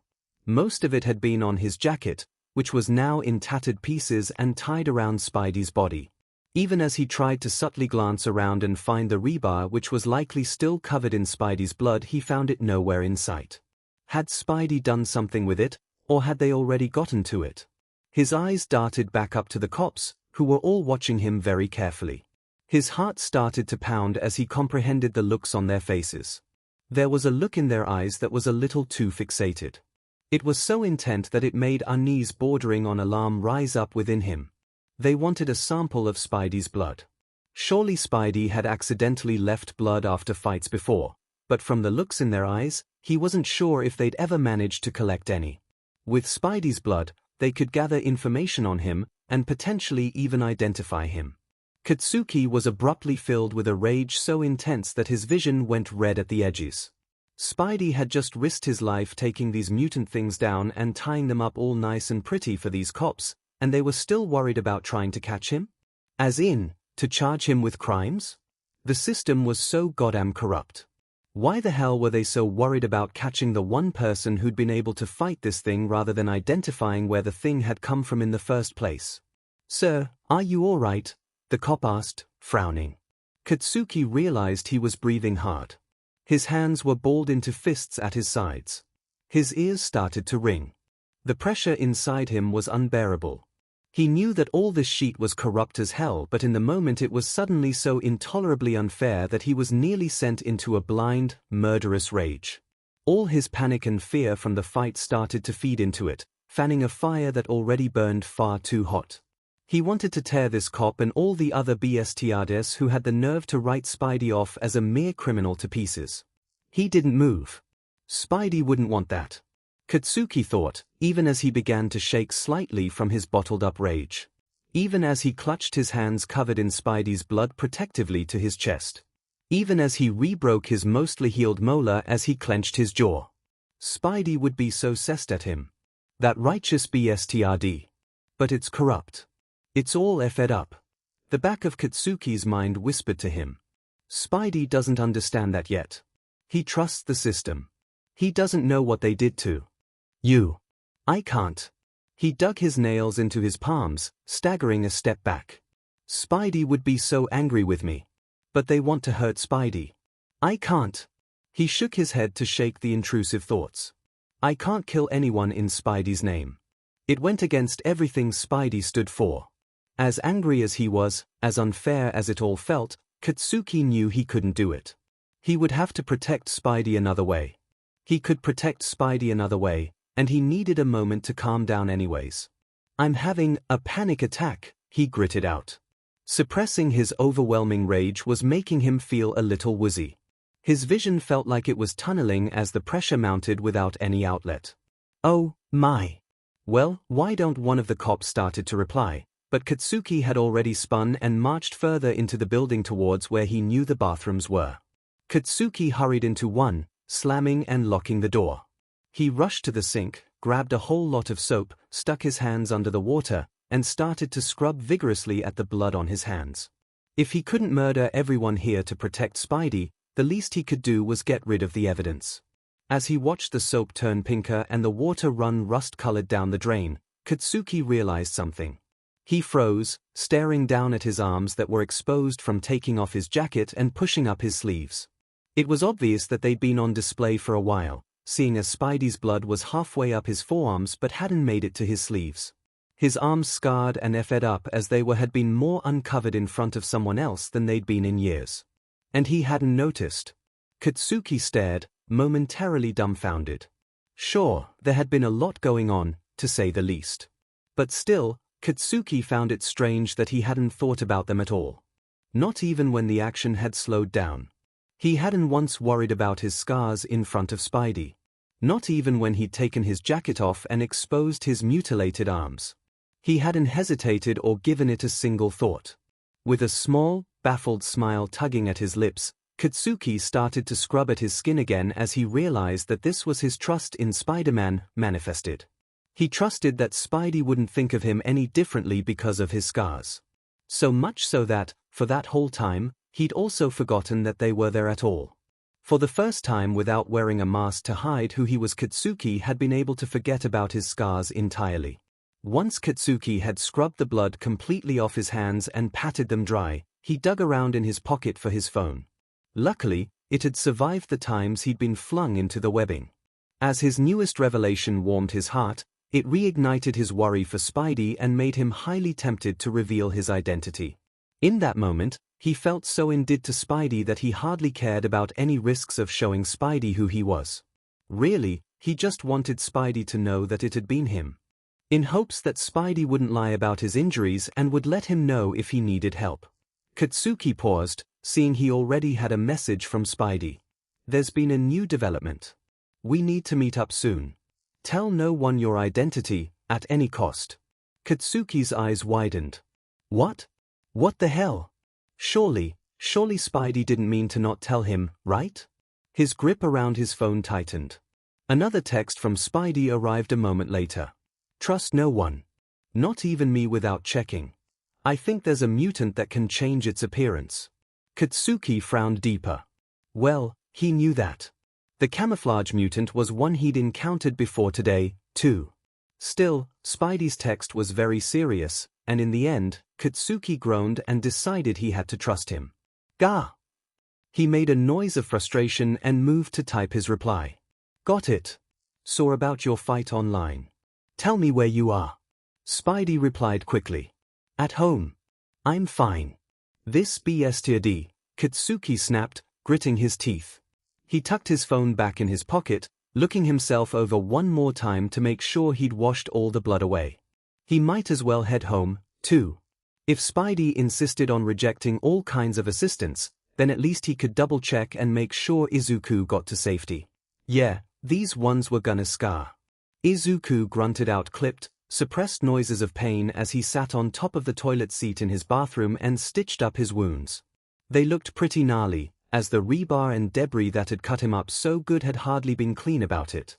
While he knew they would heal within the next few days, they still currently hurt like a beach. Showering had been so painful that it had left him dizzy.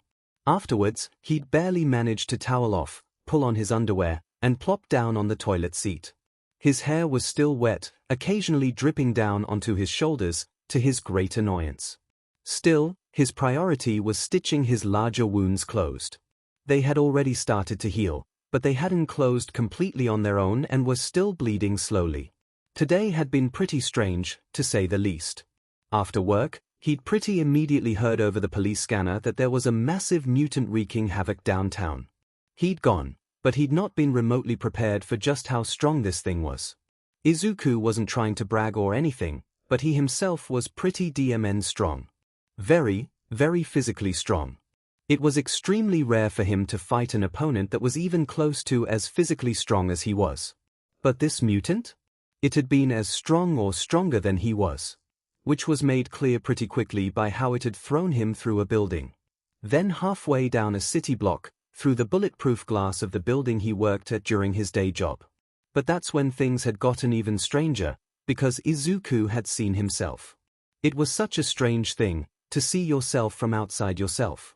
Izuku knew what he looked like, of course, but he was used to seeing himself in mirrors. In photos.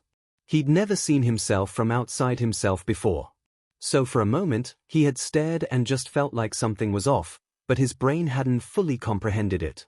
But not a lot of people had green hair and eyes, so it had stuck out to him right away. And though it had taken his brain a moment to comprehend what he was seeing, Izuku had realized that he was staring at something. An illusion, a doppelganger, a shapeshifter. There was someone pretending to be Midoriya Izuku, and yet he hadn't even had the time to really process that, much less decide what the hell to do about it. Why? He'd asked himself dozens of times by now. Why pose as me? How did they know I wasn't there and that they could get away with it? It made him uneasy. The idea that someone or something out there could look so similar to him. He'd really have to figure that out tomorrow. He'd have to double-check that the thing posing as him hadn't messed with any of his stuff at work or interacted with anyone as him. Izuku couldn't help but wonder if it had to do with the mutants that had been popping up around town. After all, one that could change its appearance wasn't too odd a power to have, considering that there was already one that could camouflage. Sheet, he hissed as he finished stitching up his stomach wound, accidentally pulling too tight. That second mutant he'd fought was scarily good at camouflage. Twice now, he'd completely failed to notice it. The first was when he'd nearly been hit by the concrete slab, and Deadpool had saved him. The second was just today, when he hadn't seen the thing until it was driving a metal pole through his body. The first time, he'd had the excuse of being sick. The second? There wasn't an excuse for that one. Once Izuku knew it was there and focused all his senses, especially his spider sense, he was able to sense it fairly clearly. If he'd sensed it earlier, he'd be dealing with one less massive wound through his torso. Izuku sighed, snapping the thread and tying it off. The real issue was the corresponding wounds on his back. They would be hard to reach. He stood up and twisted, looking in the mirror. For a long moment, he hesitated. Could he reach? Did he need to find someone to help this time? But who? Izuku quickly dismissed the thought. He just gritted his teeth, downed more pain meds, and reached for the needle again. It would be difficult and the wounds would hardly scar over nicely, but who the hell cared? It took twice as long to stitch the wounds messily closed on his back, twisting awkwardly and probably pulling the sutures too tight, but finally he finished. With a groan, he carefully wiped off more of the blood that had come from his wounds as he'd stitched them up. Finally, he reached for the bandages and gauze, and he started to wrap up his wounds. Exhausted, in pain, and generally a bit overwhelmed, Izuku finally finished. He got dressed painfully slowly, before finally making his way to his couch and slowly sitting down on it with a loud groan. Staring ahead, panting from his effort, Izuku's mind drifted back to the fight today. The real kicker? The strangest thing of all? Kaken.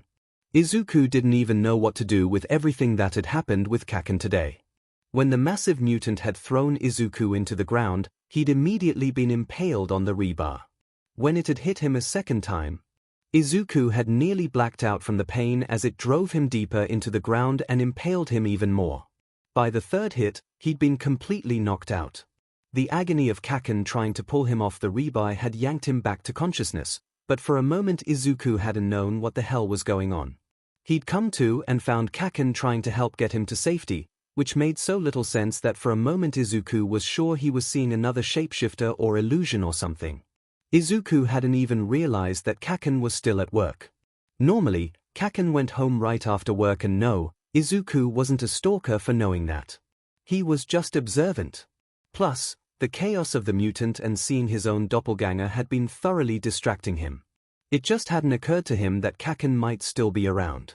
That Kaken could still be in danger. Yet there he was. With the massive mutant still shrieking and flailing way too close behind him, Kaken of all people was crouching over Spider-Man and trying to pick him up. Not the cops or the building security or anyone else who was meant to help people. Not Deadpool or any other vigilante or superhero. Just Kaken. Izuku sunk back further into the couch as more of his energy felt like it was bleeding right out of him. Was Kaken insane? Why had he done any of that? Izuku found it ultimately so strange. Because most people could not do what Kaken did. They wouldn't do what Kaken did, risk their lives to save a stranger and refuse to leave said stranger behind. Even if Kaken had admitted to thinking Spider-Man was cool a while back, that simply wasn't enough to explain what he'd done today. Today, Kaken had refused to leave him despite how dangerous it was. He'd stayed and helped him when everyone else had run away so quickly. He'd helped figure out the mutant's weak point and had seemed so concerned about Spider-Man's safety and well-being. Just how many lives did Kaken lead? Kaken was quiet and reserved around Midoriya, Izuku, loud and confrontational around his friends, and all the stuff he'd just shown to Spider-Man? Izuku put his head in his hands, grimacing as he was overwhelmed with feeling. A racing heart, hypersensitive skin, a fluttering stomach. Why did Kaken have to be so cool? Why did Kaken have to talk like that? His voice had been so soft and genuine and concerned, especially right at the end before Izuku had left. Izuku scrubbed his hands over his burning face, wishing his chest didn't ache with the sudden depth of his longing. He was so in love. It was so bad. Everything Kaken had said and done today, it only made him want to figure Kaken out. His curiosity was eating him alive. There was also, well, Izuku hadn't had time to look too closely, but Kaken had pulled off his jacket and shoved his sleeves up above his elbows. When Izuku had noticed, he'd felt the blood drain from his face at the sight of Kaken's arms. He'd suspected that Kaken had more scarring underneath his clothes, but Izuku's heart had dropped when he'd seen them. From what he could tell, Kaken's arms had been entirely covered in scars. And he'd never even seen scarring like that before. What sort of incident could have caused that? Were they burn scars? From an accident of some kind? Were they from an injury? What had happened to Kaken in between high school and now? Izuku's face scrunched up as tears sprung to his eyes. After today, he felt especially vulnerable, and soon enough, tears ran down his cheeks. He hurt so badly, both physically and mentally, that he could only lie there for a long moment and cry. Those scars had looked long-healed, but they'd still looked so. Be grateful you've never had to see me, Spidey. It's a horrid sight. At the memory of Deadpool's words, Izuku could only sob as shame flooded him so intensely that he could only wince. Even without knowing anything about how Kaken's scars came to be or how he felt about them, it was hard not to feel ashamed. It was hard not to remember Deadpool's self-hatred about his own scarring and feel like a piece of shit for being so dismayed by the sight of Kaken's scars. It was hard not to be buried under the shame of realizing that he felt thoroughly disturbed by Kaken's scarring. Maybe Kaken wouldn't care either way, but his own massively painful reaction to seeing them made him feel like a total a-hole. He'd insisted to Deadpool that he wouldn't care about any scarring. And he didn't care. Not in the way Deadpool was thinking, anyways. And it wasn't ever that he would treat Kaken or Deadpool any differently. It wasn't that Izuku was put off by Kaken's scars. He didn't think they were ugly or any of the negative stuff Deadpool had called his own appearance. He tried to fend off the feeling of shame, because even if Deadpool had told him he would find his scarring to be a horrid sight if he ever saw it, it wasn't like that. Izuku struggled to slow his breathing and his sobbing, trying to put a name to this feeling within him. The nauseating feeling that filled his stomach at the memory of Kaken's arms and face, which for once hadn't been turned away from him at all. Izuku knew he didn't think of Kaken in the way that Deadpool was implying others thought about his own heavily scarred appearance. No, he knew that this feeling of nauseating horror simply came from the fact that scars were once wounds. And this was Kaken. Izuku had known Kaken his entire life. In his memory, Kaken was a child he'd played at the playground with, who was cocky and good at everything and way more confident than Izuku could ever hope to be. Kaken was a kid who didn't back down even when older kids bumped into him and then tried to blame him for it. One time, it had happened, and Kaken had fought them, and won. Against older boys. In that moment, Izuku remembered he'd never seen anyone so cool in his life. Kaken was a kid whose only scar was one on his knee from slicing it open on a sharp rock when he tripped and fell. Izuku wished he wasn't feeling like this, but there was something akin to grief bubbling in his chest. He was sure that Kaken would find his feelings annoying at best and a massive insult at worst, but he couldn't help them. He was Spider-Man, after all. Saving people was kinda his whole thing. So, he was more than a little horrified to picture that there'd been an occasion when he hadn't been able to help Kaken. Izuku wiped messily at his face as he tried to stop crying so profusely. At some point since high school, Kaken had been hurt badly enough to alter so much of his skin. He'd become the sort of man that risked his own well-being so casually for someone he didn't know.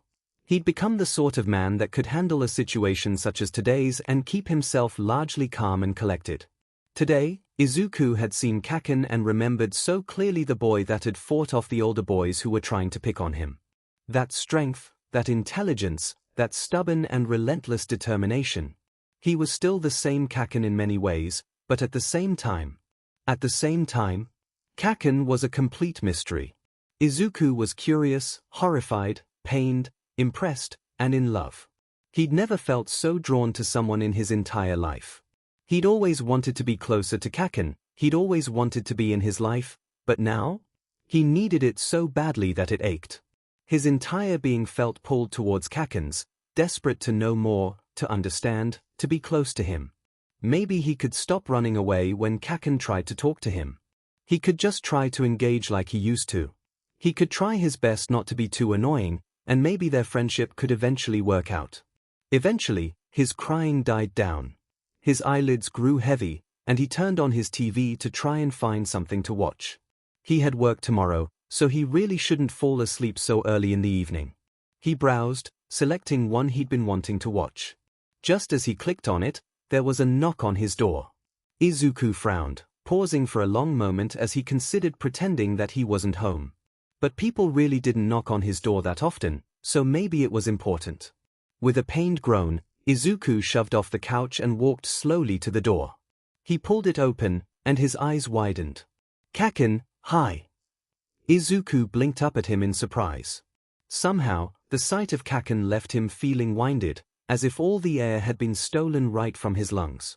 It was like all of his senses woke up, zoning in on Kaken with their full power. His heart immediately started to race. It felt almost surreal seeing Kaken standing here after their interaction earlier when he'd been Spider-Man.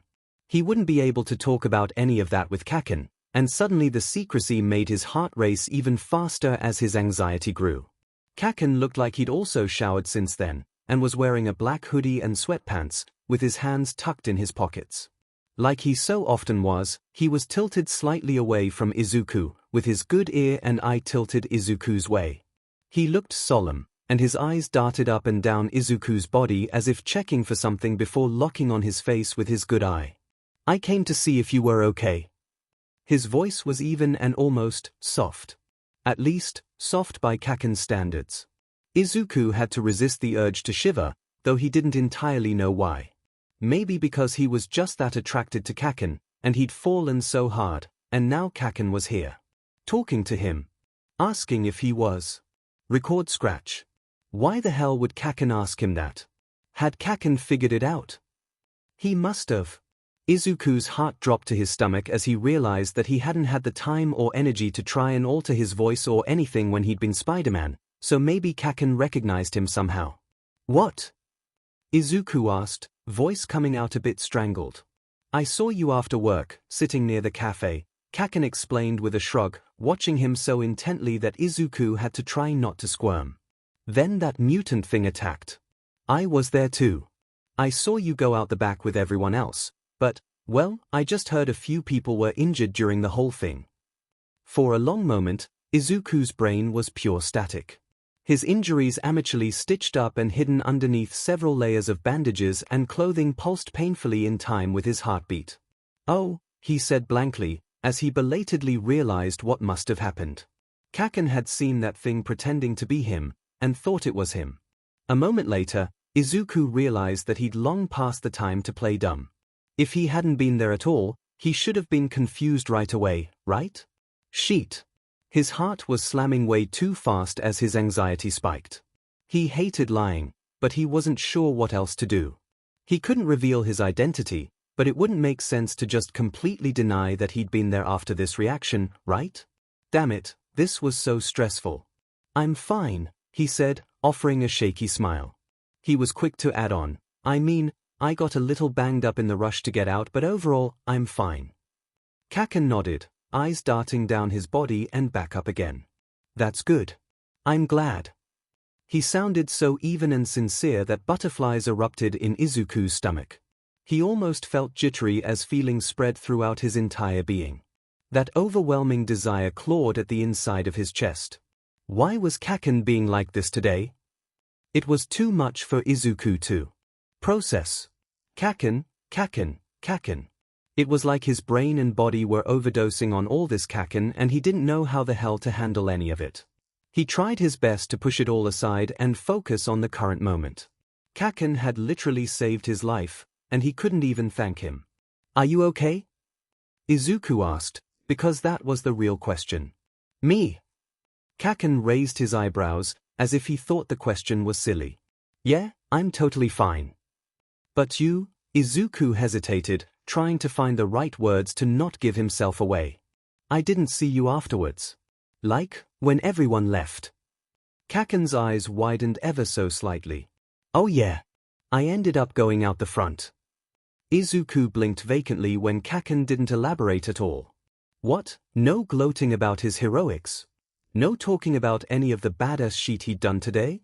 He wasn't even going to mention it. And, you didn't get hurt at all? Izuku pushed, as his own eyes traced down Kaken's form and back up. It was as pointless as Kaken looking him over, really. They were both covered in somewhat baggy clothing from head to toe. Kaken shook his head. Nope. Izuku nodded. Though Kaken was fully covered, as he typically was, he really did seem well enough. He looked the same as he always did. So, unfairly hot, but at least he wasn't injured. Good, Izuku replied, pressing a hand over his sensitive heart and slumping against the wall beside the door slightly as genuine relief zapped half the strength from his bones. Thank God. Oh shit. Kaken's light, curious tone of voice abruptly drew Izuku's attention again. Are you watching that new superhero show? My Hero Academia, or whatever? Oh, yeah. I just started the first episode. Have you seen it before? No, but I've been meaning to start it, Kaken replied as he moved his gaze from the TV behind Izuku to fixate on Izuku. How many episodes are out now? 6. I think so, yeah. Izuku hesitated for only a moment as his fears and insecurities held him back. They were broken through by the memory of his recent conversation with Deadpool. I'm going to tell you this as someone who finds 99.9% of people to be extremely annoying, Deadpool had said. I rarely go out of my way to interact with them. And the people I hate? I definitely don't purposefully try to talk to them. Kaken had come here. To check on him. Unprompted. He definitely didn't need to do that. Apparently he'd seen the thing pretending to be Izuku get out safely, but he'd still come here to make sure he was okay. Complicated or not, it's kinda just how it goes, babe. Sorta in the definition of the words hate and annoyed, you know? I'd bet the superior one of my ball that he doesn't hate you and you're just an idiot. Ignoring Deadpool's crude language, there was a chance he was right. Sure, Izuku still had no idea what to make of that conversation he'd overheard between Kaken and Kaminari that day at the office, but maybe. He'd misunderstood somehow? Or maybe Kaken was trying to change something. Was that too big of a stretch to make? What's confusing about this? Just talk to the guy. Oh you, wait, why am I helping this guy? Maybe Deadpool was right, and Kaken just wanted to befriend him again. The confidence boost from the memory mixed in with the longing clawing at the inside of Izuku's chest that refused to be ignored. It felt like a soul-deep desperation to keep Kaken here. It felt like once Kaken was gone, things would feel so much worse again. He didn't want this interaction to be over yet, and this was a perfect opportunity. Do you want to watch it with me? Asked Izuku. He tried not to cringe when he heard his own voice shaking slightly from how nervous he was. Kaken looked openly shocked for a moment, and Izuku immediately felt his face heat. I mean, you totally don't have to or anything, he added so quickly that the words tumbled embarrassingly out of his mouth. I just meant I really just wanted to offer, but if you've got somewhere to be or don't want to, don't feel bad saying no. Just if you're not doing anything, though I'm not saying you're not doing anything, because you might be doing something, which would be totally fine, of course. So really Yeah. Kaken said simply, voice still light with surprise. I'd love to, actually. Izuku immediately felt his face heat even more, and he scrambled to step aside, heart hammering way too fast. Oh great. Cool, great. Come on in. Thanks. Kaken replied, offering a small smile that Izuku genuinely nearly swooned at the sight of. Have a seat anywhere you want, said Izuku, trying his best to act normal as he watched Kaken take his shoes off and walk towards the couch. Want anything to drink? What you got? Let me check. Izuku turned to his fridge to hide his giddy grin that he was doing a terrible job of suppressing. Normal. He screamed internally, even as his insides were doing happy, swooping dances. Casual. Cool. Act cool or he'll never do this again. He and Kaken were hanging out. Was this a dream? Was this really happening? Act normal, act normal, act normal. Izuku chanted in his head as he tried to pretend his chest didn't feel light with how elated he was. How do normal people act? Damn it, how do I normally act? Now all that was left was to move like he wasn't in agonizing pain and hope he didn't bleed through his bandages.